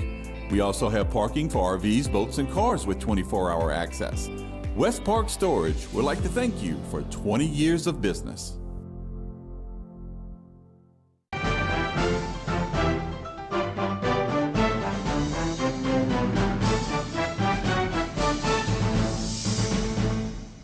Everybody, welcome back to Going Public. I'm Harry McCullough. We're speaking with Dwayne Bourgeois, the North Lafourche Levee District Executive Director, and Corey Keefe, the board president. Also, again, the board president of the state levee boards as well. So, Corey, let's go to you. So now it's where it gets interesting, and I think this is where a lot of the information needs to come from. About 10 years ago, you started looking into a possible lawsuit. You needed to get a couple of different ways to get into it. Jeff Landry finally has agreed to file a lawsuit. So you want to take it how we got into it and who's joined that lawsuit now, because you got quite a few people with you now. Well, thank you, Harry. To be honest with you, at the beginning, it wasn't about the lawsuit. It was about us paying attention to what we saw was going on with the flood insurance program. We didn't really start discussing the lawsuit until a couple of years ago. About 10 years ago, Dwayne and I were actually in Washington, D.C., and we're in a meeting at FEMA's office. I wasn't the president of the Association of Levee Boards then, but we were in a meeting with the president of the Association of Levee Boards and Congressman Graves about the LAMP process. Who was then so CPRH? Which was mapping. So Dwayne and I leave the meeting and said, the flood insurance stuff wasn't an issue right away, but eventually it became an issue. So we started studying what was going on with that. And we saw that Biggert Waters was the bill that came out that actually changed the entire complexion about flood insurance. So Dwayne and I went scream foul about that. Then there was Grim Waters that came out in 2014 that was supposedly fixed it. And it did to a certain degree, and then it went off the rails again. So if you're talking about flood protection, you're talking about flood insurance. So Dwayne and I started talking about passing a sales tax for us to build some levees. And so started looking at this thing and saying, people are voting in more millage, sales tax, and all these things, and they're getting punished with their flood insurance. We're mitigating their risk. Why they're not being given credit for this? So we start looking at this thing closer, and come to find out, the more we learn, the more we didn't like. And so we start talking to Congressman Graves, Congressman Scalise, Senator Kennedy and Cassidy. And Congressman Graves and Congressman Scalise's office enlightened us on the policy and procedure about what they're supposed to follow to do this. And that's when we realized that they weren't doing that. So a couple of years ago, I said, I think we need to sue FEMA. So I went and talked to the Attorney General, to Jeff at that time, to Jeff Landry, and told them what was going on. And I said, look, we're receiving economic damages over this. People's homes are being devalued because of this. This is affecting the value of people's homes. And they bought their homes and built homes under the premises of this is how it was. So this is a governmental taking. That's how I see it. They're taking a value. So they should be compensated, or the banks should be compensated. Some way this needs to get fixed. Well, the state really can't take position on economic damages personally for anyone. But we started talking about the policies and procedures, and that's when we found out that the state could do something about that. So recently, in January of this year, Dwayne and I went sit down and talked to the Solicitor General, to Liz Merle. And it took us a while for us to sell the story, and Dwayne actually did most of the talking, not me. And when we told her what was going on and told her what our congressional delegation in DC told us, she immediately caught on that, oh no, we have standing here. So that's how the entire conversation about the lawsuit came up. So there is an independent effort going on about if people want to file a personal lawsuit against FEMA, there's some attorneys that are doing that. And I'm not a crazy person. I'm not like that at all. But I'm also not being taken advantage of, and we're being taken advantage of. Sure. So Dwayne, where are we at as far as the lawsuit, the tried to get an injunction, FEMA tried to get a dismissal. So where are we at in that stand? Well, I just want to go back to one last point that Corey made, is that we're not lawsuit happy people, right? I remember it clearly one day venting to Corey that I don't know where to go with this anymore. We had the association working on this and actually spending extra money on this. We formed a coalition. We had state legislators working with us, CPRA working with us. We were going nowhere with this. And, Corey just, because we had talked about maybe the end game is lawsuit. And one day, basically, Corey's, I'm ranting and he just says, shut up. We have to sue him. And it's like a punch to the gut because we don't want to do that. But he was right. That was our only option. And so in June of this year, after those things that Corey mentioned taking place, the AG's office, and I've got to say, guys, Jeff, Liz Merle, Morgan, and there's several other people. I probably Morgan Brungard and several other people. I'm not going to go through the names, but these people worked insanely for us here in trying to get this done. And they filed a complaint on June 1st that basically is, a series of declarations and what have you. And in that complaint, we were joined by 43 or 44 of the parishes. I think more would have joined in to the lawsuit had we had a little bit more time because we were just trying to get all of the ducks in a row and wanted to file by June 1st. We had 9 additional states, I think it is, besides Louisiana. We had 12 of the levy districts filing directly, the Association of Levy Boards. We had additional 2 cities, all 44 parishes. Yeah, 44 parishes, all walking hand in hand on this suit. The complaints filed, and what that happens is we've got a lot of declarations. In parallel to that, a class action suit was filed, right? Because as Corey said, the state can't represent individuals. They can only represent these entities like the type that filed. So the class action suit is things that, we kind of help bring that same message to the right people. And so I think that's still there. It's still an opportunity to join. On June 14th, the state also filed, the AG's office also filed a motion for preliminary injunction. And so I'm not an attorney, so I may not say some of this exactly correct, but basically the preliminary injunction is, look, we've got our complaint filed. It's going to take a while before we can run this all the way through the court systems. In the meantime, we are suffering. Stay where we are in a bind. And so basically the preliminary injunction is there to hopefully get a judge to rule on stopping this, giving us a pause while we go through the whole process. So that came in first. A couple of weeks after that was done, FEMA first came back and said, well, we're going to need 6 to 9 months. You're talking to the AG's office. We're going to need 6 to 9 months just to answer this preliminary injunction motion. And the AG's office said, well, fine, you can take 6 to 9 months, just stop using risk rating 2.0. They chose not to do that. And instead, I think the AG's office said, as a professional courtesy, we'll give you a couple of weeks. I don't know that they earned it because as soon as they did that, they went and filed this motion for dismissal. Well, initially it was a motion just to extend the time. The summary judgment. Well, this one was just to extend the time, right? They wanted to go not 6 to 9 months, but October, right? Yeah. Well, they filed a motion as to why it should be put off, maybe 5 pages. AG's office comes back with 19 pages of why. Nope, you shouldn't be able to do this. The judge immediately looks at that and sides with the AG's office. Nope, we're going to do this in a couple of weeks. FEMA, wanting to basically continue to postpone it, a couple of weeks ago sends another motion, files another motion that says that's a summary judgment or the dismissal, case for dismissal because we don't have standing. They filed something in there. At this point, we get a declaration from David Marstadt and someone else at FEMA, hundreds of pages that are filed to try to just fluff this thing along and push it off. The judge said, well, okay, I'm going to take a look at that. And at first, everything was going to be due by September 20th, and then at some point he was going to rule on that. At some point, we'd have a preliminary injunction back in. Well, they had a conference with the judge on Friday of last week. And the good news, in my opinion, is that the judge said, nope, we're doing this, okay?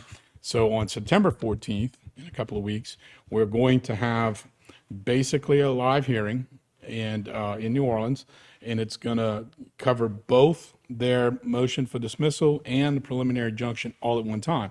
And that's not a problem for the AG's office because we were always in the preliminary injunction. We're going to explain why we had standing, right? So this is going to be good. I think it's good that the judge hasn't pushed it off again. And so there's a few of us that are going to be serving as witnesses.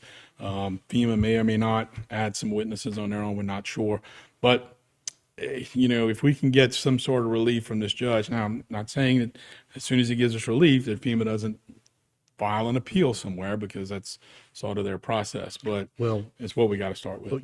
Another point I want to bring out to the people listening out here tonight is, we didn't wake up one morning and just say, let's go sue FEMA. That's not what we did. We put a lot of thought into this and a lot of time. And being the president of the Association of Levee Boards, we kind of thought this was a coastal matter. But when we started talking to the members of the association, which there's 28 flood protection districts in the state, we found out that it was not just coastal. There's people from Bossier City and from Tinsall Parish and all experiencing the same thing because they live next to riverine levees and things like that. And across the country, it's in 9 states. Yeah. So in a nutshell, folks listening out there, there's been a lot of thought put behind this, and there's a lot of people in this state that are being affected worse than any other state in the country. Right. Yeah, we lead the league in insurance, right? We have more insurance than anybody, flood insurance, but we've been penalized. So September 14th is the date we'll have to look out for. Yep. October 14th, Jeff Landry's running for governor. So hopefully that doesn't affect his proclivity on the lawsuit. Well, it's all about the fight, really. Well, man, thanks so much. That's Going Public for this week. Thanks for watching, everybody. We'll see you next time. Hi, I'm Martin False, the owner of HTV, and I just wanted to thank my team because each and every day we come in not always looking for the negative stories. We look for the positive stories. We have so many positive people and events that shape our area. So when you're tired of all the bad things happening in the world, tune into HTV for a little positive attitude. Thanks for viewing, and thanks to a great staff. Selecting an insurance provider for your business is a big decision. With over 26 years of experience, our Offered team is your solution for quality and proven coverage. The customer service you remember from years ago is what we pride our team on. We know how important your company is to the community. From small businesses to large businesses, Alford & Associates can manage your insurance. It's our job. Alford & Associates, benefiting your employees and protecting your business. From the moment you walk into the showroom floor at Trapp Cadillac, you understand our commitment to providing a truly exceptional experience for all returning and new customers. Our goal is to make sure you're always comfortable while understanding the entire process of getting into your new Trapp Cadillac. When you drive a Trapp Cadillac, you know performance, bold styling, and our shared commitment to service. One thing you could always count on here at Trapp Cadillac is our excellent service experience. Here at South Louisiana Bank, we know the importance of working together as a team. We're always here for you when you need a loan. By the way, here's that crawfish paddle you needed. You can borrow it anytime. So whether it's business or personal banking, we do it all. Visit our locations to find out how we can support your financial needs. Good luck with the restaurant. Thank you. And tell your mama thanks for the recipe. Her secret's safe with me. I will. South Louisiana Bank. It's better when we bank together. My name is Cameron Quigley, and I've been a fireman for 11 years. Firefighter to me is a public servant who protects and serves the parish or city. So what I love about being a fireman is the brotherhood, the family, the adrenaline rush, having to wake up in the middle of the night, run a call, and help somebody that I have no idea who it is. And we're just doing what we have to do to help and serve everybody. Head of his class, miles ahead. All new 2023 HRV and CRV. And Pilot, built for every driving need. Family favorite Odyssey has all new trim levels. Go everywhere with Passport. And the award-winning Civic. The generation for every generation. And always remember, it's better at Barker.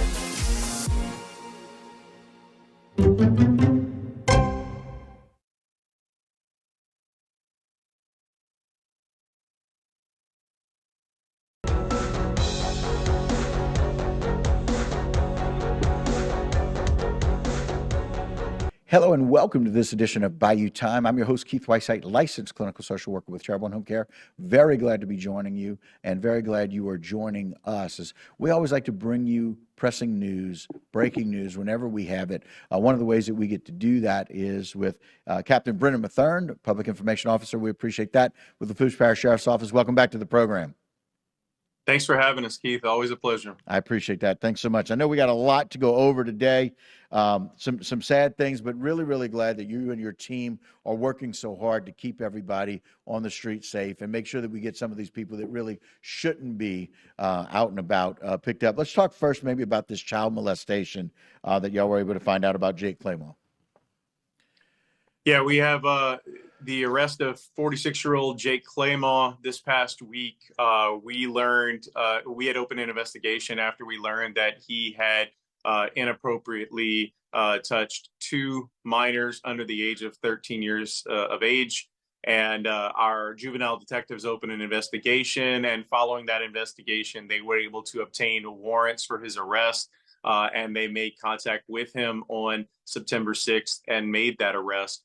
Those charges included 2 counts of molestation of a juvenile under the age of 13 and 2 counts of indecent behavior with juveniles. So once again, in this particular alleged incident, we've made an arrest with 2 juvenile victims. Right. And again, those 4 counts with those 2 victims.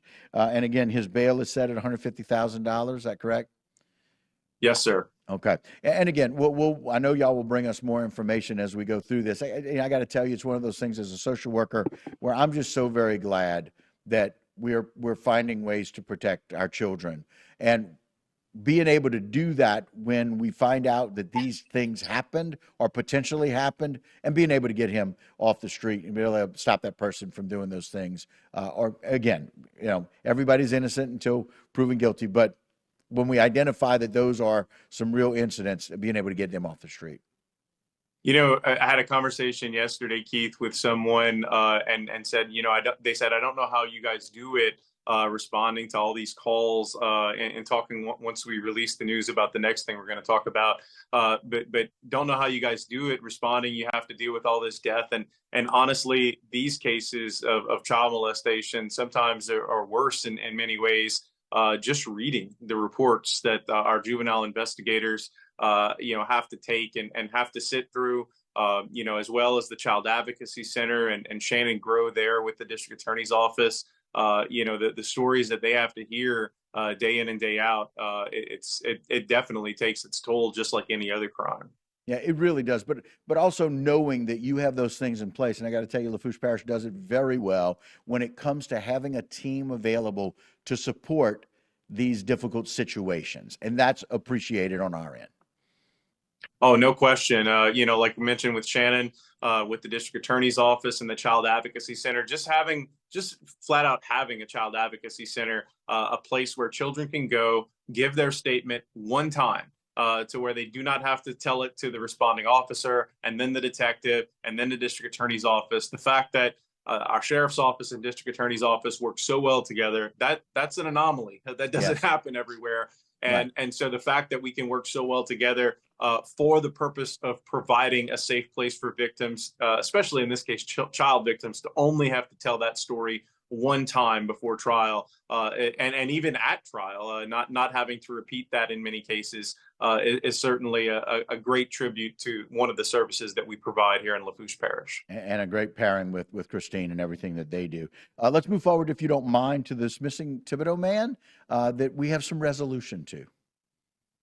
Yeah, unfortunately, it's not the happy resolution that the public and as well as us all hope for. But Scott Chasson, a 60-year-old from Shoepick, had been missing for about a week.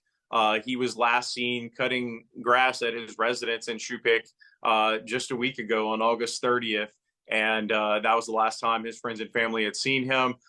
They had reported him missing a couple days later. And as we continued to look for him through the weekend, and ultimately we did discover his body, unfortunately, on Wednesday afternoon, yesterday, in fact, to be certain, right around the Shoepick Water Tower. There has yet been, his death is still under investigation, but we have not yet found any evidence of foul play in this particular incident. So, Keith, this is just one of those stories. I think anytime you have a missing adult, that goes missing for, longer than 3 or 4 days, you certainly, unfortunately, tend to expect the worst, but hope for the best. And this is just one of those situations where, searching in the wooded areas around the Shupik area, unfortunately, we just came across that gruesome discovery yesterday, and had to take that time to let his family know that was still holding out hope that he might be found, that we in fact had found him, but it wasn't a good outcome. Yeah, and again, we want that outcome for anybody, but we also want to be able to find out if anybody finds anything out. We want to make sure that they can report that or give that information, and so they can, anything about his death, as we always know, they can go to Crime Stoppers at 1-800-743-7433, or they can go online at Crime Stoppers BR, which is BayouRegion.org, or through the Bayou Tips app on mobile devices. And I know that we always want to get that. And so I know some closure for the family. Again, like you mentioned, it's not the outcome that we want, but hopefully we can get a little bit more information about that as we move forward. Brenda, unfortunately, we have several other cases to go over, several other updates that are happening in Lafourche Parish, in Thibodaux and specifically. We'll take a break and come right back with you if that's okay. Sounds good. All right. Thank you, Captain Brendan. We appreciate it very much. All right, guys, we're going to take a short break. Don't go anywhere. A whole lot more updates from the Lafourche Parish Sheriff's Office when we return right here on Bayou Time.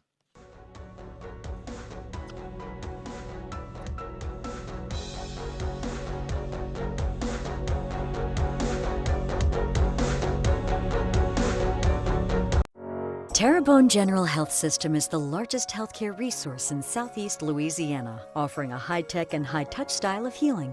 World-renowned services include cardiology, women's health, cancer care, and a healthy lifestyle center. This is a true calling for all the physicians, nurses, and staff who make up our proud Terrebonne General family. We are here to provide healthcare for our community. To discover more, please visit tghealthsystem.com. AJ Doman Chevrolet is your medium-duty business elite dealer. We have work-ready packages in stock with more arriving regularly. Whether it's sales or service, we are here to help you with all your business needs. Need financing for your truck? We have commercial lenders ready and available to help you. Come do business with a company that'll be here today and tomorrow. AJ Doman Chevrolet, serving the area for 38 years at the foot of the Morgan City Bridge in Berwick. Domestic violence is daunting, and the psychological effects can do enduring damage. Obviously, all abuse needs to end. But how? The Terrebonne Parish District Attorney's Office is dedicated to ending domestic violence and helping those who have already experienced it. Our office supports many programs that educate and adjudicate abuse towards women. If you are a victim of abuse, call the Terrebonne Parish District Attorney's Office at 873-6500. Welcome to the Cypress Stop, your new Phillips 66 on the corner of 311 and Savan Road. We have all your breakfast, lunch, and dinner needs with smoked ribs, smoked chicken, boudin, homemade pulled pork, and daily plate lunches. We have a very large selection of white wines, red wines, liquors, beer, tobacco, and vapes. Going fishing? We have your bait and tackle and the ice to keep your catch cool. Cypress Stop, home of the happy customer. Head of his class, miles ahead. All new 2023 HRV and CRV. And Pilot, built for every driving need. Family favorite Odyssey has all new trim levels. Go everywhere with Passport. And the award-winning Civic. The generation for every generation. And always remember, it's better at Barker.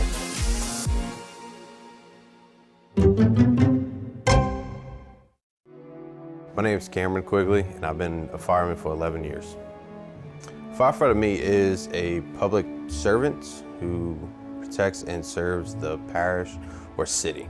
So what I love about being a fireman is the brotherhood, the family, the adrenaline rush, having to wake up in the middle of the night, run a call, and help somebody that I have no idea who it is. And we're just doing what we have to do to help and serve everybody.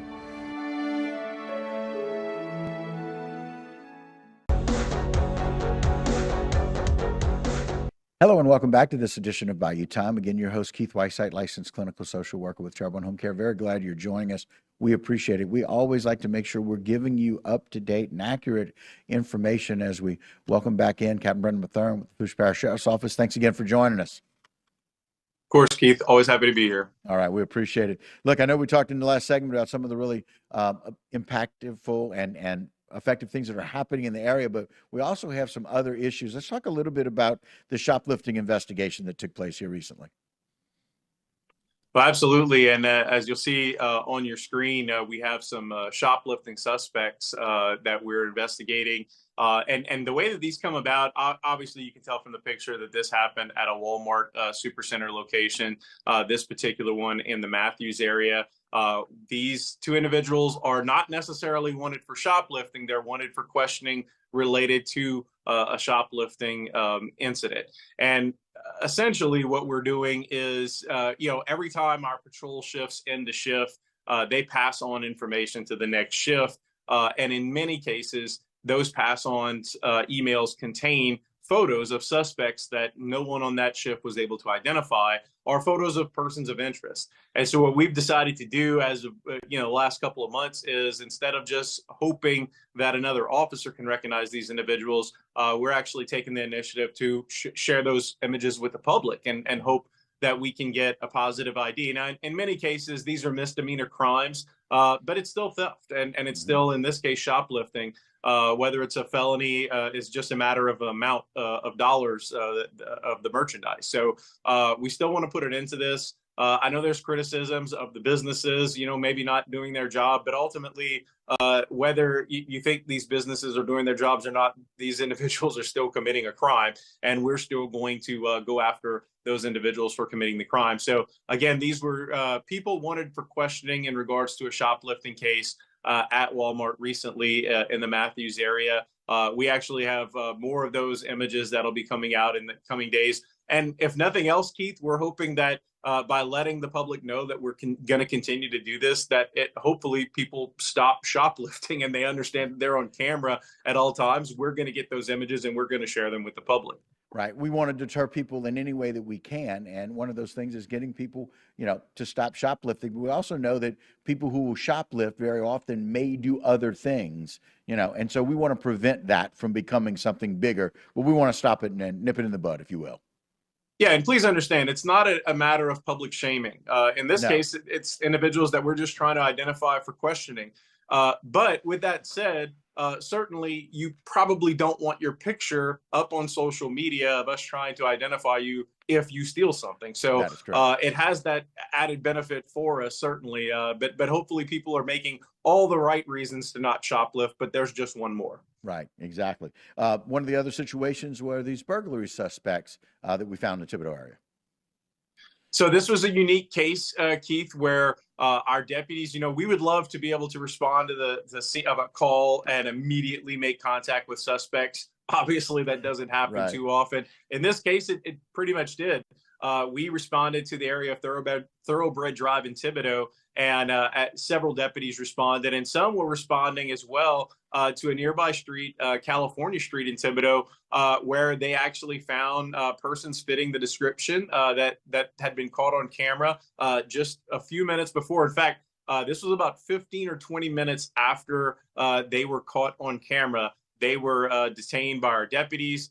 We ended up investigating several burglaries and attempted burglaries in that neighborhood. And ultimately, we're able to tie those individuals to the crimes based on those surveillance cameras and that footage. So it's very important. In this case, obviously, Shannon Thomas, 27 years old, and two juveniles, both teenagers, have been charged with 5 vehicle burglaries, 2 attempted burglaries, and other charges. But I think the important thing to take away from this is the attempted burglaries, Keith.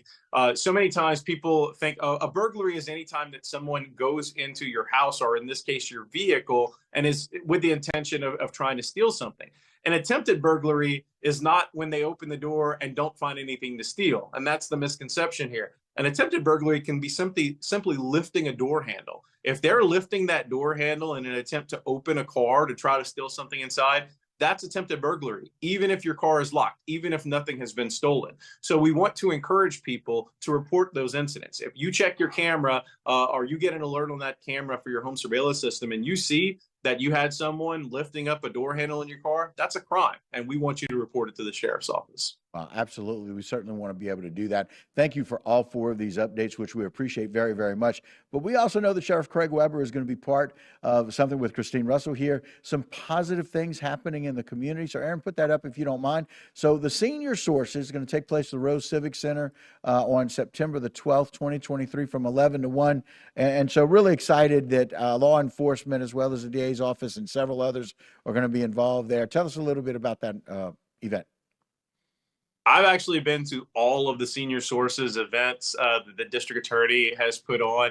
These events are just simply awesome for our senior members of our community. It is a one-stop shop, if you will, to get all the information that could be relevant to you. At the sheriff's office, we'll have our police social services. Our elderly services deputy, Melissa Simmons, will be there along with Sheriff Weber and others to be able to simply explain what free services we offer and can provide for you, such as the Are You OK program, where we will actually call people, call elderly citizens and make sure they're okay. And it's an automated system. So that's just one of the examples of some of the things that you can learn about from all of the different public agencies that'll be attending this event. Captain Brendan, we can't thank you enough for all the things that you and your team does, for all the work that's being done with Sheriff Craig Weber and with Christine Russell and their team. Thank you for joining us today and for giving us those updates. All right. Thank you, Keith. Thanks for having us. Absolutely. All right, guys, that'll do it for this particular segment of Bayou Time. Don't go anywhere. A lot more to continue right here on Bayou Time on HTV.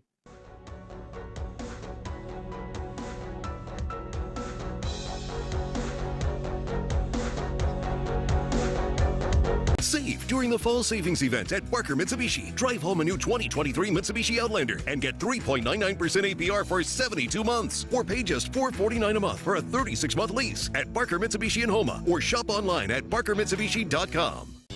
Welcome to the Cypress Stop, your new Phillips 66 on the corner of 311 and Savan Road. We have all your breakfast, lunch, and dinner needs with smoked ribs, smoked chicken, boudin, homemade pulled pork, and daily plate lunches. We have a very large selection of white wines, red wines, liquors, beer, tobacco, and vapes. Going fishing? We have your bait and tackle and the ice to keep your catch cool. Cypress Stop, home of the happy customer. Selecting an insurance provider for your business is a big decision. With over 26 years of experience, our offered team is your solution for quality and proven coverage. The customer service you remember from years ago is what we pride our team on. We know how important your company is to the community. From small businesses to large businesses, Alford & Associates can manage your insurance. It's our job.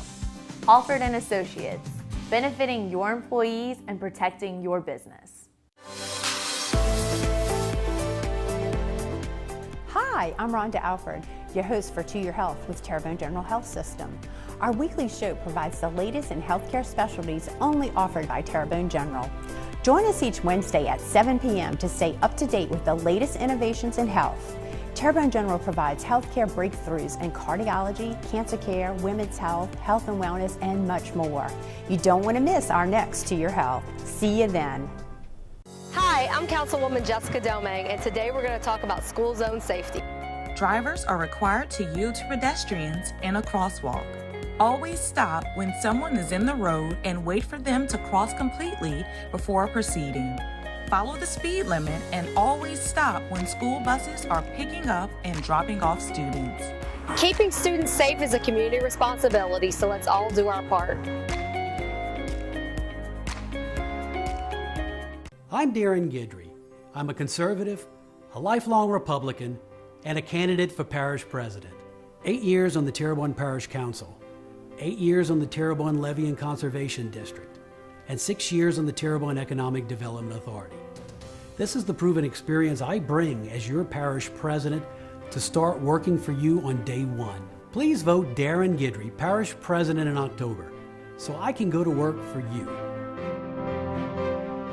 Save during the fall savings event at Barker Mitsubishi. Drive home a new 2023 Mitsubishi Outlander and get 3.99% APR for 72 months. Or pay just $449 a month for a 36-month lease at Barker Mitsubishi in Homa, or shop online at barkermitsubishi.com.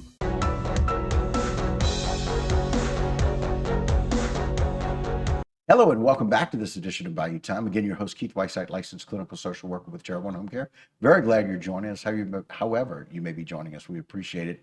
And look, I get a little tongue-tied when we talk about some of the people and the good work that they do in our community. Very glad to have two of those people with us now. Miss Hummy Johnson, the Executive Director of Girls on the Run. Thank you for joining us. Thanks for having me. Absolutely. And a very distinguished person, the Angel Award winner, Miss Ellen Dosky. Ellen, thanks for joining us here. Thanks for having me. Absolutely. So let's get a little bit of an update on Girls on the Run first before we go into all the accolades for Ellen and all the things that she's done as a part of Girls on the Run and a founder of Girls on the Run many, many years ago. So, I mean, tell us a little bit of an update of how we're doing. Right now, we are at our registration stage, so we have our sites open. We are currently at 19 sites.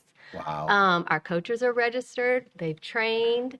And I think yesterday when I checked, we were a little over 100 girls registered so far. Oh, my. Yeah. That's a lot. Yeah, just we're really early, excited. Right? Yeah. Very cool. And again, 19 sites. 19. Got your coaches, which is really cool. And we've got several events, right? Yes. That are coming up. Let's We kind do. of brief everybody on We those. are so excited again. Jonathan offered for us to pair with Rougarou, Yep. which our program is 10 weeks, and the Rougarou falls at our 5-week mark for our season. So the girls can practice for their reindeer run in December at the end of their 10 weeks. Yeah, and so it's just, I love the fact that those things work out from a temporal dimension, right? Right. At 5 weeks in when they're, doing the part of the program that's the run part, but we know that Girls on the Run is so much more than that. And it really, Ellen, one of those things early on that y'all knew as y'all saw this program, kind of wanting to instill it here with a lot of these girls, it does so much more than just teach them to run.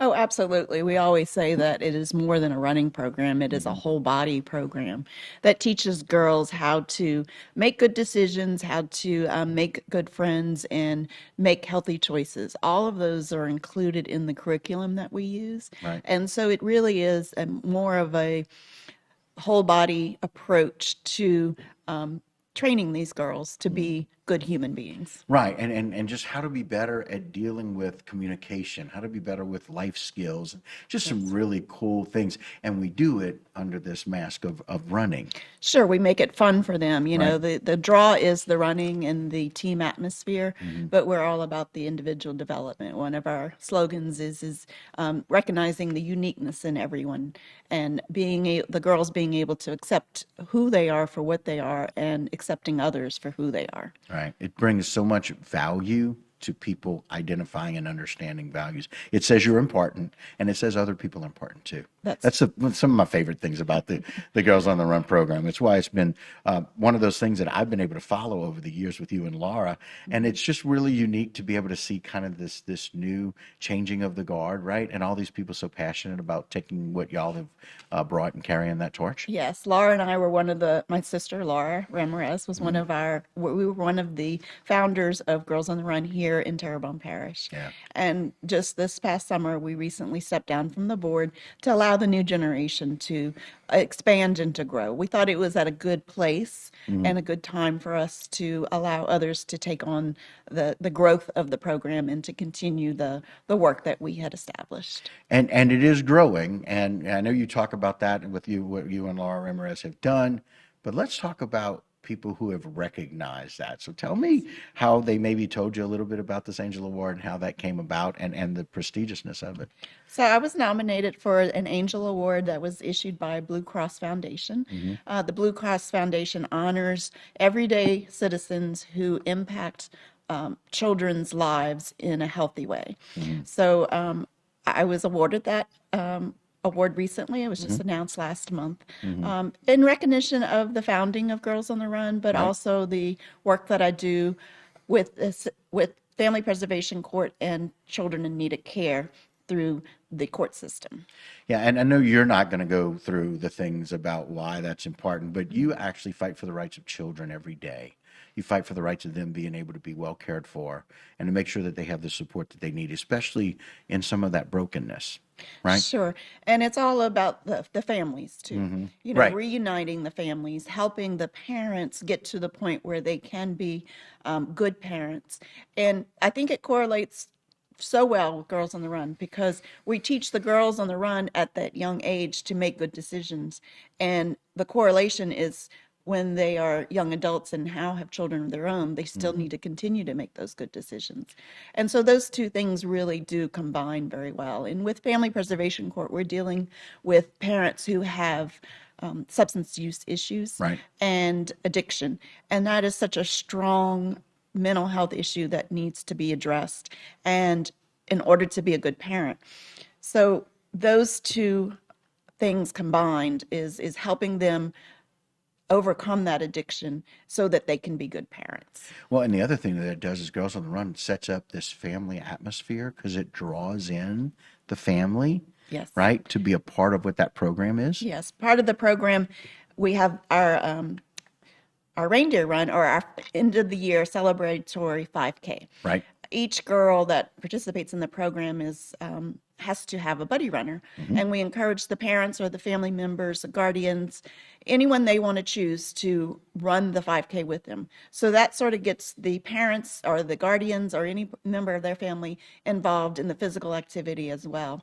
So we're bringing it all together, and hopefully the family would continue with those healthy choices. Yeah.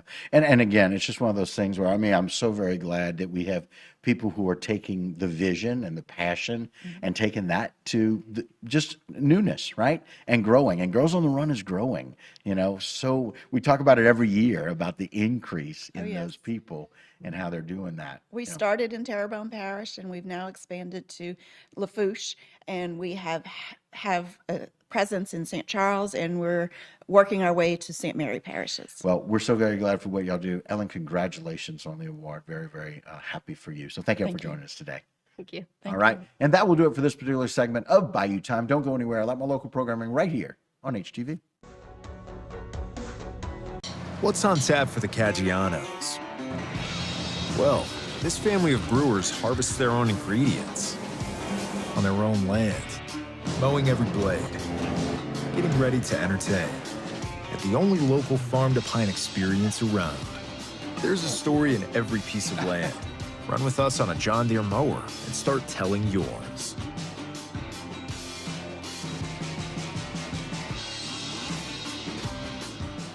From the moment you walk into the showroom floor at Trapp Cadillac, you understand our commitment to providing a truly exceptional experience for all returning and new customers.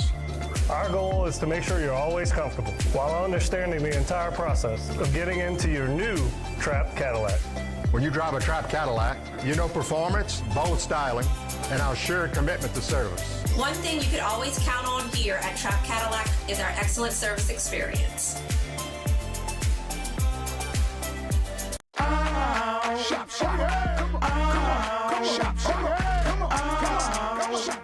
Order curbside pickup online or with Rouse's Market Shopping app and let Rouse's personal shopper shop for you.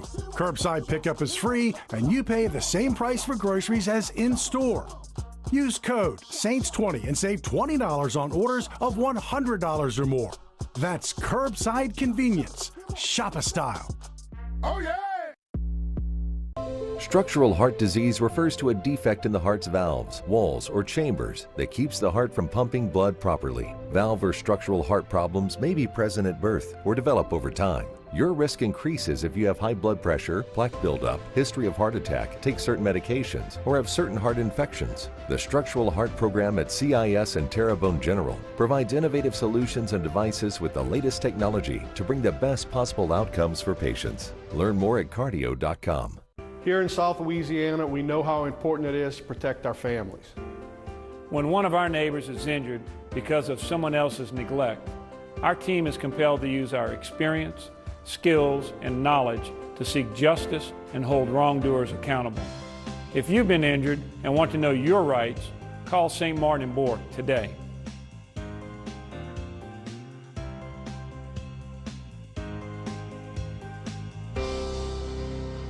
At At South Louisiana Bank, we're great at banking, but we're great at a lot of other stuff too. Is that a new rod and reel? Hey, a girl's got a fish. We care about the community we live in and the people we serve. We're not just like you. We are you. Are you boiling crawfish? No, just letting them soak. We're proud to be here and work for the place and the people we love. South Louisiana Bank. It's in the name.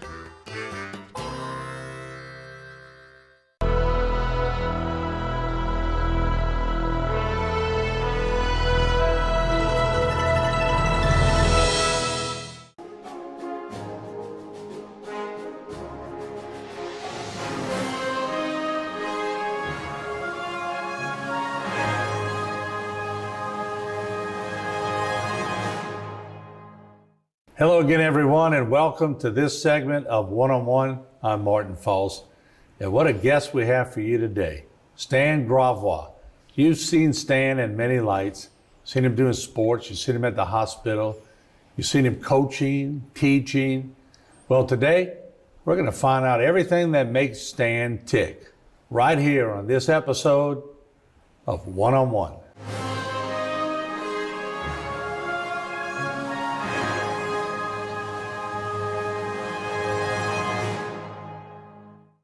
One-on-One is brought to you by the Law Office of Waits and Downer.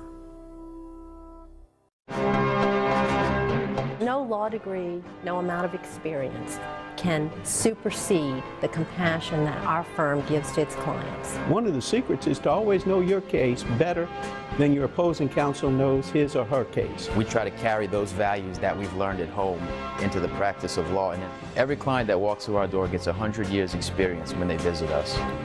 I'm Joseph Waits III, and when you come through our doors, you are part of our family. I am a professional firefighter. Because of the line of work I'm in, there's a much higher risk to develop cancer. You're looking for a place that is going to support you in the manner that you need. Mary Bird Perkins Cancer Center is a place that you would want to come. I had to be positive to show everybody else that it was okay to be positive. They supported my mission to live a long, healthy, cancer-free life. At Big Wheels Travel Center, the fun and excitement are just around the corner in Bayou Blue. Big Wheels is open 24 hours a day and features 24-hour security, clean restrooms, and a wide selection of beer, soft drinks, and chips for all your needs. While you're there, visit the casino for daily cash prizes and drink specials 7 days a week. You'll get the feeling as if you are in a lush Vegas-style casino. Big Wheels also has one of the largest subways in the area. So stop by Big Wheels Travel Center, where everyone's a winner. Domestic violence is daunting, and the psychological effects can do enduring damage. Obviously, all abuse needs to end. But how? The Terrebonne Parish District Attorney's Office is dedicated to ending domestic violence and helping those who have already experienced it. Our office supports many programs that educate and adjudicate abuse towards women. If you are a victim of abuse, call the Terrebonne Parish District Attorney's Office at 873-6500. Terrebonne Parish School District is now hiring bus drivers. A valid CDL is required. If you don't have a CDL, we will train you. You must be able to pass a medical health exam and a drug test. Salary range is $19,253 to $29,859. Benefits include free health insurance and retirement. Contact the TPSB Transportation Office at 985-876-7400.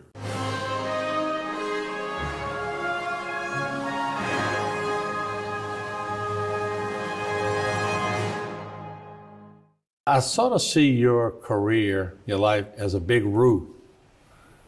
You're putting in stuff, you can't let it burn, you got to keep on working it, all the different things that you did. Tell me if I'm wrong. I would sense that helped you from becoming bored too. Yes. I would classify myself, although I've never been officially diagnosed as, ADHD or whatever it is. I would say that I have to keep moving. I would have to say that I can sit down at a computer and start putting, say, a video together for Sports on the Bayou for the high school scene. and your guys will send me some information and I'll start. And then I'll just stop and have to get away from it, you know? And then all of a sudden, the next thing I'm doing is I'm going to school saying, nah, listen, Mr. Principal, our athletic trainer needs this, and this to do his job here. And then I'll stop that, and then it may be go and talk to Diane or Phyllis about this or whatever. So yeah, I would agree with that. I would agree that but it's good for me too. Yeah. Because if it was just one thing, I think I would be totally bored. Well, but it gives you a mind, a chance to process, you know, and compartmentalize, and when you're ready, you'll get it. The only time I think I ever slowed down, Martin, is, and you know this because, you know, we sort of leaned on you here whenever all of this was happening too and everything, is you know, my mom and dad both lived very full lives. Dad, 99, and my mom, 98. And probably the latter end of their life when we were sitting with them is when I finally said, "Oh, you got to slow down a little bit. You know, you got to take care of the things that are important and things like that." And again, my family and my siblings, just wonderful what they did in assisting with all of that. Well, but that's when you see families step up and you see other families handle it differently. But I saw what you did when that was going on, but that's what we expect from Stan Grobbuck. You were brought up a certain way, it was instilled in y'all, and so there's a lot of respect that we get to see when you do things like that. You handled it the way you should have handled it. Well, that comes from mom and dad, and it comes from my siblings. And listen, none of us are no longer in, except for me. I'm the only in Terrebonne Parish now, you know, just because of circumstance. You know, I have siblings all over the country, basically. But, you know, and I'm going to name them Michelle, Anita, Cynthia, Celeste, Leroy, and Gary. Man, they are the rocks, you know. And when you say you see it out of me, you ought to see them. They they're special. They're special people. And it's one of those tough times, but it's also one of those, a lot of families sort of, the fabric starts to unravel when those things happen. I look back at it now, and although there were those times, it also brought us together, and we also realized how important, you know, family is to each other. And, yeah, because it's a very stressful time. So. And, you know, you mentioned that group from down the bayou and even from going to South Terrebonne, that's when the family was still together. I think, you know, families that are together sort of thrive a little bit more than having that splintering effect, you know. Yeah. One thing, too, is I know a lot of people don't see it in the TV world, but when you walk in local grocery stores and different places, you're going to have to be able to stop and talk to people because they all want to talk about, because you were on the air for years with the sport, you had to sort of handle a celebrity role too. How'd you handle that? Interestingly enough, in Houma, I never thought it was a problem. Obviously, I've been living in Houma for quite some time now. It's funny. I lived the first, you know, my parents moved out of Montague to Napoleonville when I was 18. So I lived the first 20 years of my life in the Montague area, southern Terrebonne. Then from there it was Houma, you know, for the next part. So I kind of, you know, I don't want to call it moving on up because I don't want to do that. But you know what I'm saying, as far as geographically, I was moving on up. And when I look back at it, when I started doing the sports, I would go visit my parents in Napoleonville, and we would go to Mass on a Sunday morning in Napoleonville. That's when people would stop me, and I would be like, wait a minute, I didn't know that many people in Napoleonville. My youngest brother went to Assumption High School, so he sort of did, but I didn't. And I'd be walking out of Mass, and, you know, you'd have a few people saying, you know, you're the guy who does sports and stuff. And I'd go, wow, I get it more in Napoleonville probably. Those bayou country areas, they express. Sometimes when you go in the heart of the cities, they don't say it because they're important too. I agree. They won't give you that little nod. I agree. But those country areas, batting the hatches down. My biggest fan, by far, was my father. Yeah. And he watched, and he would stay up late. And if my sisters are watching this, they're probably smiling when I say this because he used to, I got to stay and watch Stan, you know, on Friday night sports. He taught me some very valuable lessons. He always said, make Montague proud, make Terrebonne Parish proud. He always told me that. Yeah. But he also told me something else one time. He said, never embarrass a high school kid. That's true. And he says, you're in a unique situation where with your job, you know them. So if one little kid is not your model student, you might have the inclination to give him a hard time when you're describing his talent on the football field. Right. Don't do that. Right. And I did it one time, and he caught me. There was a young guy who was at a school, and he was not a model kid, truthfully. And he got burnt this one Friday night, like over and over. So I made sure the guys here put every highlight that he got burned on and said, man, this guy's just getting burned left and right. And my dad said, you kind of picked on that one kid. And I was like, you noticed that? And if my dad noticed, right. It was, and I said, and I learned a lesson. And I don't think I've ever done that again. Dads know. Dads know. They have that sense, and they're pretty good at keeping their sons in line, too. He kept us in line. He also said, you know, you may alienate some of your coaching friends along the way. And I was pretty much tossing softball to my coaching friends. Every once in a while, I'd have one who would say, sort of tongue-in-cheek, man, you didn't give us enough props the other night or whatever, but it never got bad. They appreciate what we do here to promote them.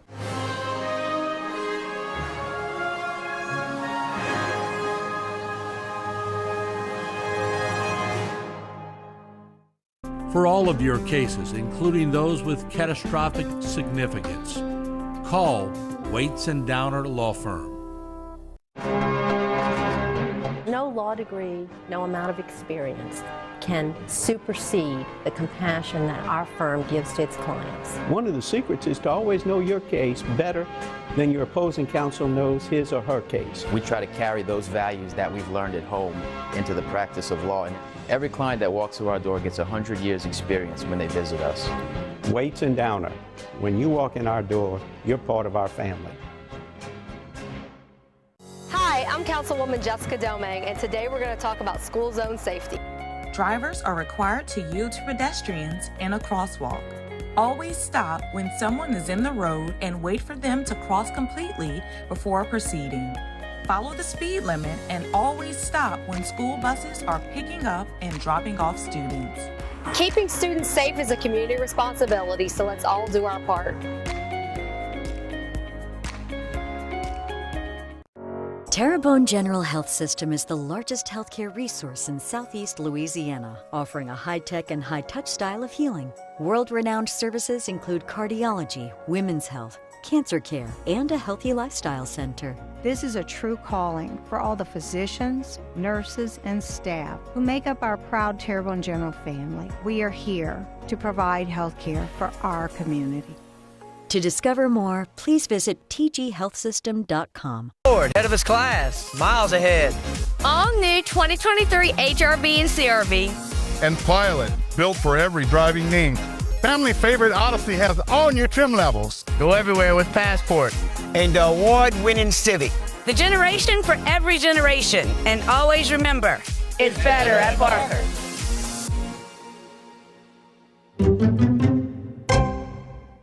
Selecting an insurance provider for your business is a big decision.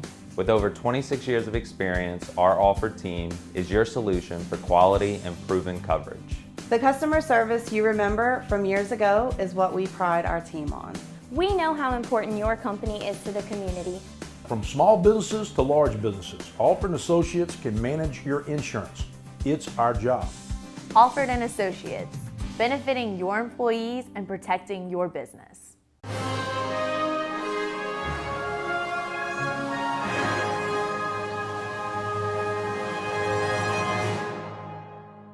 That was one of your talents, still is, the ability to work them all in. And it's very easy sometimes to get caught in the, well, let's go cover Edie White. They got a stellar football program. So every week, let's do something on Edie White. Whereas another team may be struggling, but those kids still need some publicity. Yes. Sometimes you got to go, no, we got to go to this school, and you were pretty good at that. We always tried, all of us here tried for sure, but I think on a level, even what I do at the hospital now, you realize even the team that's 2-8 as opposed to the team that's 8-2, those kids are giving effort. Man, that coach wants to win too. He doesn't have a cycle this year. He comes in cycles on the high school level.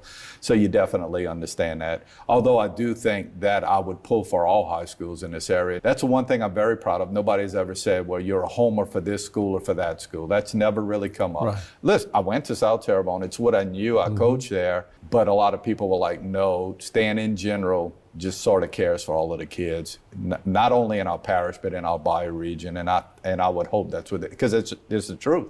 I mean, you know, everybody's trying to do the right thing. Some people get caught up in the minutia a little bit, you know, but from the standpoint on the high school level, them guys don't get paid enough money for us to sit here and criticize. We got to laugh sometimes, because I remember when Edie White a couple of years ago was making that run. And then I went back to a Vanderbilt game, and one of the parents jokingly said, I knew the guy very well. Oh, you're here this week, huh?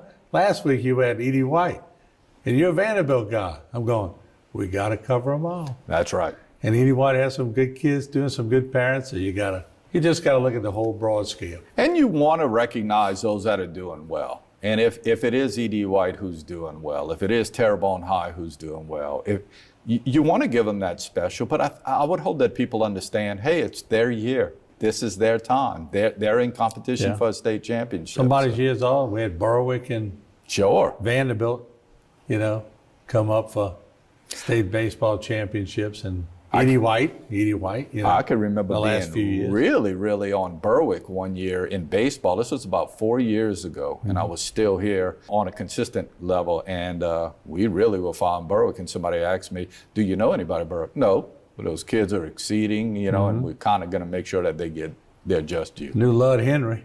I played against him. He was Bud a good Henry athlete, was a player, and his son Seth Henry was a heck of a player too at Tulane. So they were both here in the desk with me recently. Very but good.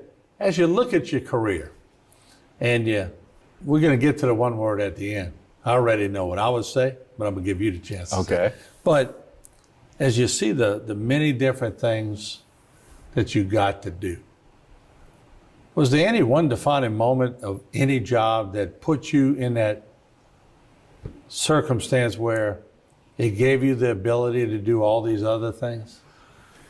Yes, and that was my move to Terrebonne General. That was so out of the blue. And I've told you this, and I'm going to say it publicly, and I've told this to other people too, our friend Mike Fake, and I have to thank you guys, because that's where the genesis of that started. I'm in year 29 and a half. I'm thinking about retirement, but I might do my 33. And Mike Fake gives me a call and says, hey, the CEO of Terrebonne General wants to meet with you. And I'm like, who is that? I didn't even know who Phyllis was, right? And I go over and meet with her, and she's starting, you know, sports medicine there, and says, I need that person who could sort of be the liaison, but yet think outside the box. And that's the key word, Martin, for me. It was like, think outside the box. How can we do this, yet maybe not be that clinical facility and help our community? And after actually turning her down a couple of times, she kept calling me back. You can't turn Phyllis down. No, you can't. And she called back one time, and I said, so you're like really serious? We didn't even talk money or anything, but I'm like, you're really serious about this? She said, yes. And I was kind of like, why? And she said, you know, my boy at that time, Jacob, was playing football. And, you know, they watch Friday night sports. You know, I know what Martin thinks about you. I know what Mike thinks about you. I know that you can be an asset. I know what the principals in town think about you, you know, and I know what the superintendent thinks about you. So you can be an asset to us. I don't need a clinical person now. I don't need a doctor or a nurse to do this. I need somebody who understands the school system. And I said, I'll give you what I got, but it all came from that. That's when like the door was open. You have no chains anymore. You can help the school system. I've probably, in the last 10 years, because this was 10 years ago that this happened, I've probably helped the school system, all schools, private and public, in Terrebonne Parish more in the last 10 years than I did my 29 and a half years of teaching in the system. Because I do logos for them, I provide CPR for them, and although I'm sort of phasing out of my role with some of those things, you know, I was very proud of that. So, yeah. And you do some funding for them, too. Oh, sure. Yeah. Sure. And when you consider that even the Hall of Fame, which it wasn't my idea for that to be necessarily a fundraising event, it has now become where those entities that support it, their money goes right back into concussion testing for the kids in our area. So the kids in our area now who are playing are standing on the shoulders, basically, of the greats who played in the past, because those Hall of Fame ceremonies are generating funding to keep the kids safe.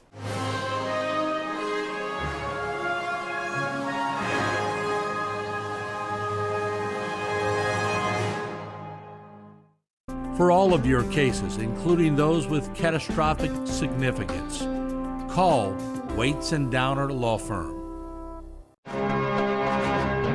No law degree, no amount of experience can supersede the compassion that our firm gives to its clients. One of the secrets is to always know your case better than your opposing counsel knows his or her case. We try to carry those values that we've learned at home into the practice of law. And every client that walks through our door gets 100 years experience when they visit us. I'm Mary Riviere, and when you come through our doors at Waits and Downer, you're part of our family. My name is Jacob Oquan.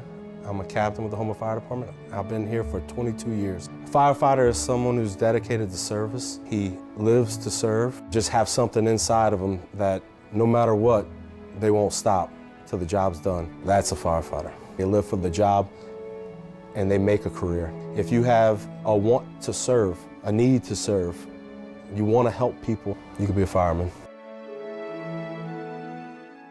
This is a 2023 Ford F-150 Power Boost Hybrid, and its 7.2 kilowatt onboard generator is powerful enough to run an entire camper.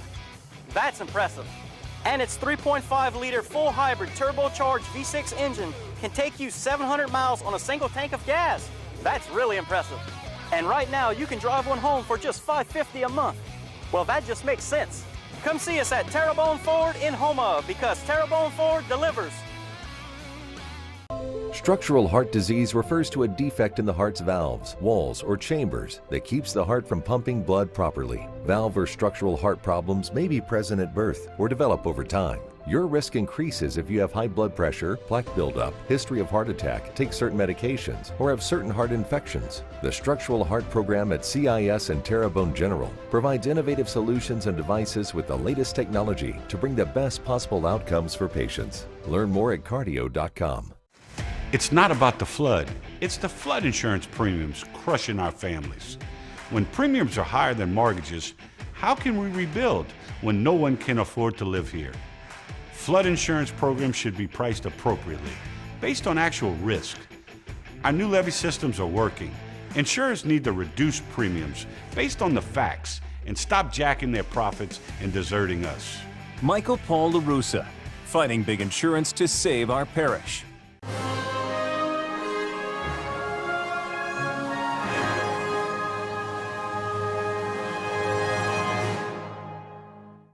I'll tell you, this show flies, so we're nearing the end. But first of all, thank you for everything you've done. You sit up there thanking people at the banquets all the time, but you deserve a lot of credit for what you've done, and high school names that would have never been mentioned, past players who might be sitting in their rocker watching the new players now have a new breath of recognition that y'all give them. So thank you. Thank you for doing that and continuing to do that. We appreciate it. I appreciate it very much. And again, I say thank you to you who allows us this opportunity to get that out there. I told you this one time when I first got the call from Joe McCann back in the day when he was your sports director. I was sort of like, I don't think I can do this, Joe. I'm not interested, you know. And he talked to me a little bit. And my wife kind of said, no, you have the opportunity to stay in the community and promote it. So that's sort of why I did. And it's been such a great experience. All I ask for is good experiences in life, and it's been a really, really good experience. And for those people who come to the Hall of Fame banquets, or they just kind of see who's inducted each year and say, well, they're going to run out eventually. You're never going to run out. No. You're never going to run. We just Right. talked about Mason Smith and Gavin Dugas and Jalen Lucas, who Right. was like the Big Ten Freshman of the Year from Terrebonne High. And you turn Elijah McGuire, who a Yeah. couple of years ago was playing pro ball. It never stops. The future looks bright. It never Yeah. stops. And it's sad to say there's a kid who's going to graduate high school next year, 2024, who's not going to know who Elijah McGuire was. Right. You know, that's sad. You But can't, y'all are able to but we're going to resurrect. We're a going lot to of keep on trying to resurrect it. So if I were able to get, of course, your parents, and I got Coach Marcella, and got Richard Curlin and Terry Prejean and Clarence. Of course, we'd have to tell Clarence you got to tone it down to one word. And I said, look, y'all come up with one word to describe Stan Gravois.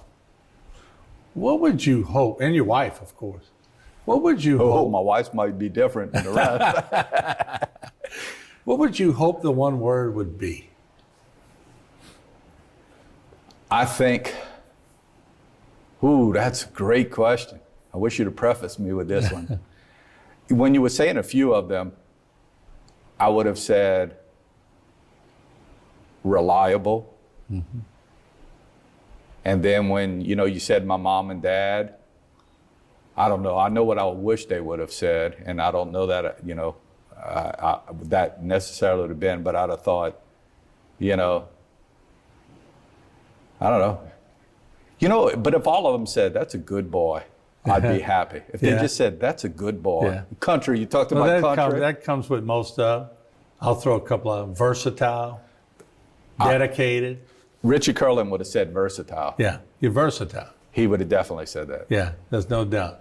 So I had to put my 2 cents. Yes. But I want to thank you for everything you've done. Thank you for coming here. And it's good to be in the hot seat, isn't it? It's interesting. I see this, in my career here, and I'm always watching. And I was like a little apprehensive, when I got the call about it. But I knew sitting down would be fun just to catch up with some things too. So I really appreciate it. I've been very, very lucky. My wife might say lucky for that word. I've been very, very lucky. Well, Stan, thank you so much for what you've done. And we're going to see you some more. Thank you, Martin. All right.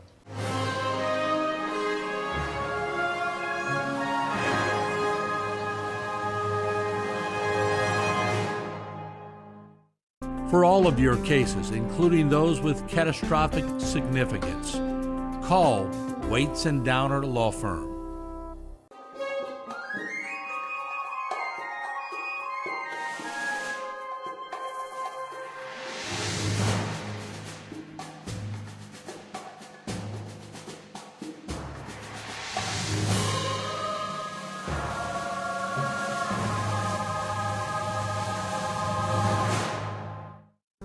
This one-on-one program has been brought to you by the law offices of Waits and Downer.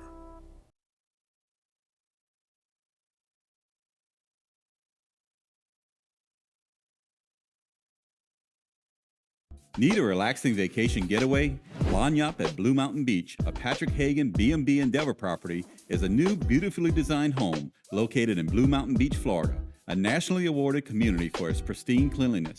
The lovely 4-bedroom, 3.5-bath home, which comfortably sleeps 10, comes with relaxed luxury throughout and many amenities such as an Olympic-sized pool, a workout facility, shuffleboard, and many more features for a memorable beach vacation. Contact us to book your getaway today. I am a professional firefighter. Because of the line of work I'm in, there's a much higher risk to develop cancer. You're looking for a place that is going to support you in the manner that you need. Mary Bird Perkins Cancer Center is a place that you would want to come. I had to be positive to show everybody else that it was okay to be positive. They supported my mission to live a long, healthy, cancer-free life. Hi, I'm Martin False, the owner of HTV, and I just wanted to thank my team because each and every day we come in not always looking for the negative stories. We look for the positive stories. We have so many positive people and events that shape our area. So when you're tired of all the bad things happening in the world, tune into HTV for a little positive attitude. Thanks for viewing, and thanks to a great staff. Led by a 7-member commission, the Terrebonne Port was created to assist our local industry in promoting economic development. We monitor government regulations that affect our local industry and work with the U.S. Army Corps of Engineers to secure maintenance dredging funds. Because the HNC is the main artery for the heartbeat of Terrebonne's economy, Terrebonne Port fights a constant battle for funding to maintain the federally authorized navigable depth. We are now leasing waterfront and non-waterfront property. Terrebonne Port Commission, serving our industry to keep Terrebonne thriving. Cardiovascular Institute of the South is celebrating 40 years of delivering health care to our patients and communities. Founded by Dr. Craig Walker in 1983 and guided by a mission to provide the highest quality cardiovascular care available, CIS has pioneered hundreds of firsts to improve outcomes for cardiovascular diseases. Through new technology, virtual care, outpatient procedures, and national growth, CIS is improving lives and leading the way for advanced care and innovation. It's not about the flood. It's the flood insurance premiums crushing our families. When premiums are higher than mortgages, how can we rebuild when no one can afford to live here? Flood insurance programs should be priced appropriately, based on actual risk. Our new levy systems are working. Insurers need to reduce premiums based on the facts and stop jacking their profits and deserting us. Michael Paul LaRussa, fighting big insurance to save our parish. Value Time Sports is brought to you by Terrebonne General Health System's Community Sports Institute in conjunction with Barker Honda.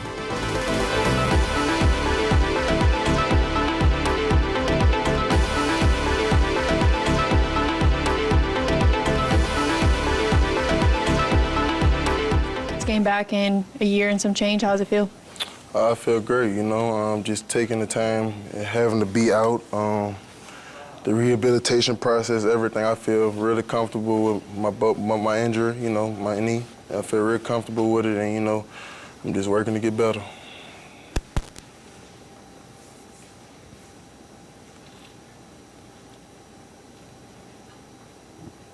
How tough was it for you to sit out against this Florida State team? It was real tough for me, you know, just having to sit out against them, knowing that I hurt myself last year against them and didn't really get to finish what I started against them. But at the end of the day, you know, gotta keep going, keep pushing, you know, and yep, just worry about the next opponent.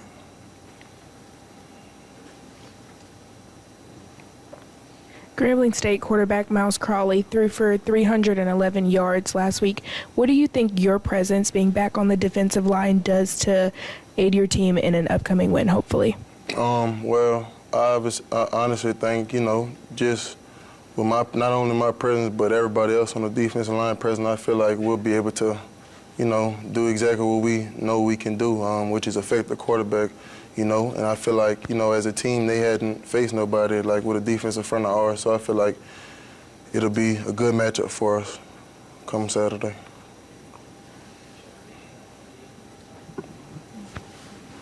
What have you seen from Mekhi Wingo? You know, just how he is a great leader, you know, a hard worker on and off the field, you know. His presence definitely rubs off on not only me, but everybody in the room. And just having him around is great, you know. We feed off each other and just have a great bond, a great relationship. Mason, how strong can the pass rush be if it's played to its full potential? I feel like it could be one of the strongest pass rushes in the country, you know, just with all the pieces all around, you know. There's not really one place where you can slide the protection or, you know, just double team one person, because, you know, we got a ton of athletes on that line with the dime group, with me, myself, Mekhi, Perk, and Swinson. We all can do exactly, like, we can all affect the quarterback. So, I mean, there's no one person that you could, you know, focus on. You got to focus on the whole line, which will open up everything for everybody else. Mason, Jordan Jefferson's a guy who kind of flashed in fall camp and had a pretty good game in game one. What is, you know, his veteran presence, having a guy come in like that, do for the depth of this D-line? Well, one thing for JJ, you know, he had a knee injury coming in and didn't practice spring just like me and Mekhi didn't.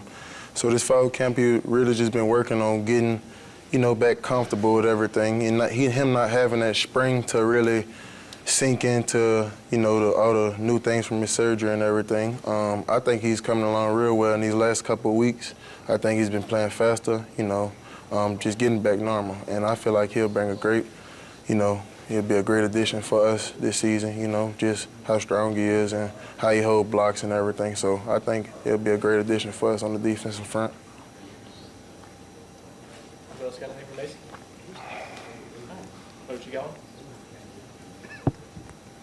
In his press conference, Coach Kelly said you would play about 30 or so snaps. What do you do within those snaps to make sure that you are playing to the best of your ability and setting your team up for the rest of the game when you may not be in? Well, you know, I'm just trying to contribute to the team just like anybody else, you know, do my 1/11th, as Coach House would say, and just work on my job, and any plays that I'll be fortunate enough to make, I'll make them, and all the other guys that make their plays too as well. You know, if I play 30 snaps, you know, I'm going to try to make some plays, but if not, stuff happens, and, you know, I know the guys got me.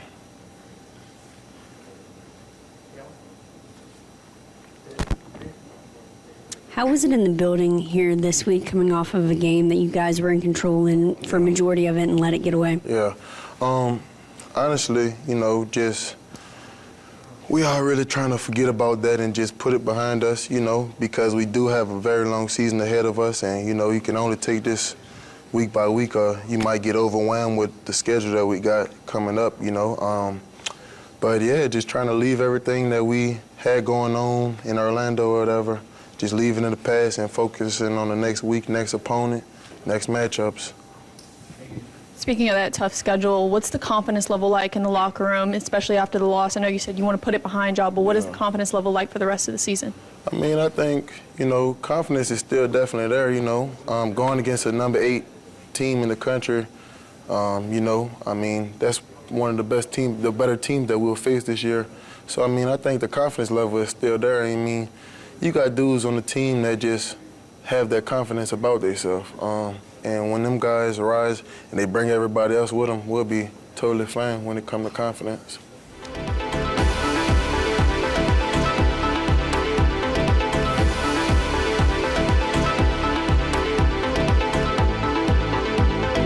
Ford, head of his class, miles ahead. All new 2023 HRV and CRV. And Pilot, built for every driving need. Family favorite Odyssey has all new trim levels. Go everywhere with Passport. And the award-winning Civic. The generation for every generation. And always remember, it's better at Barker.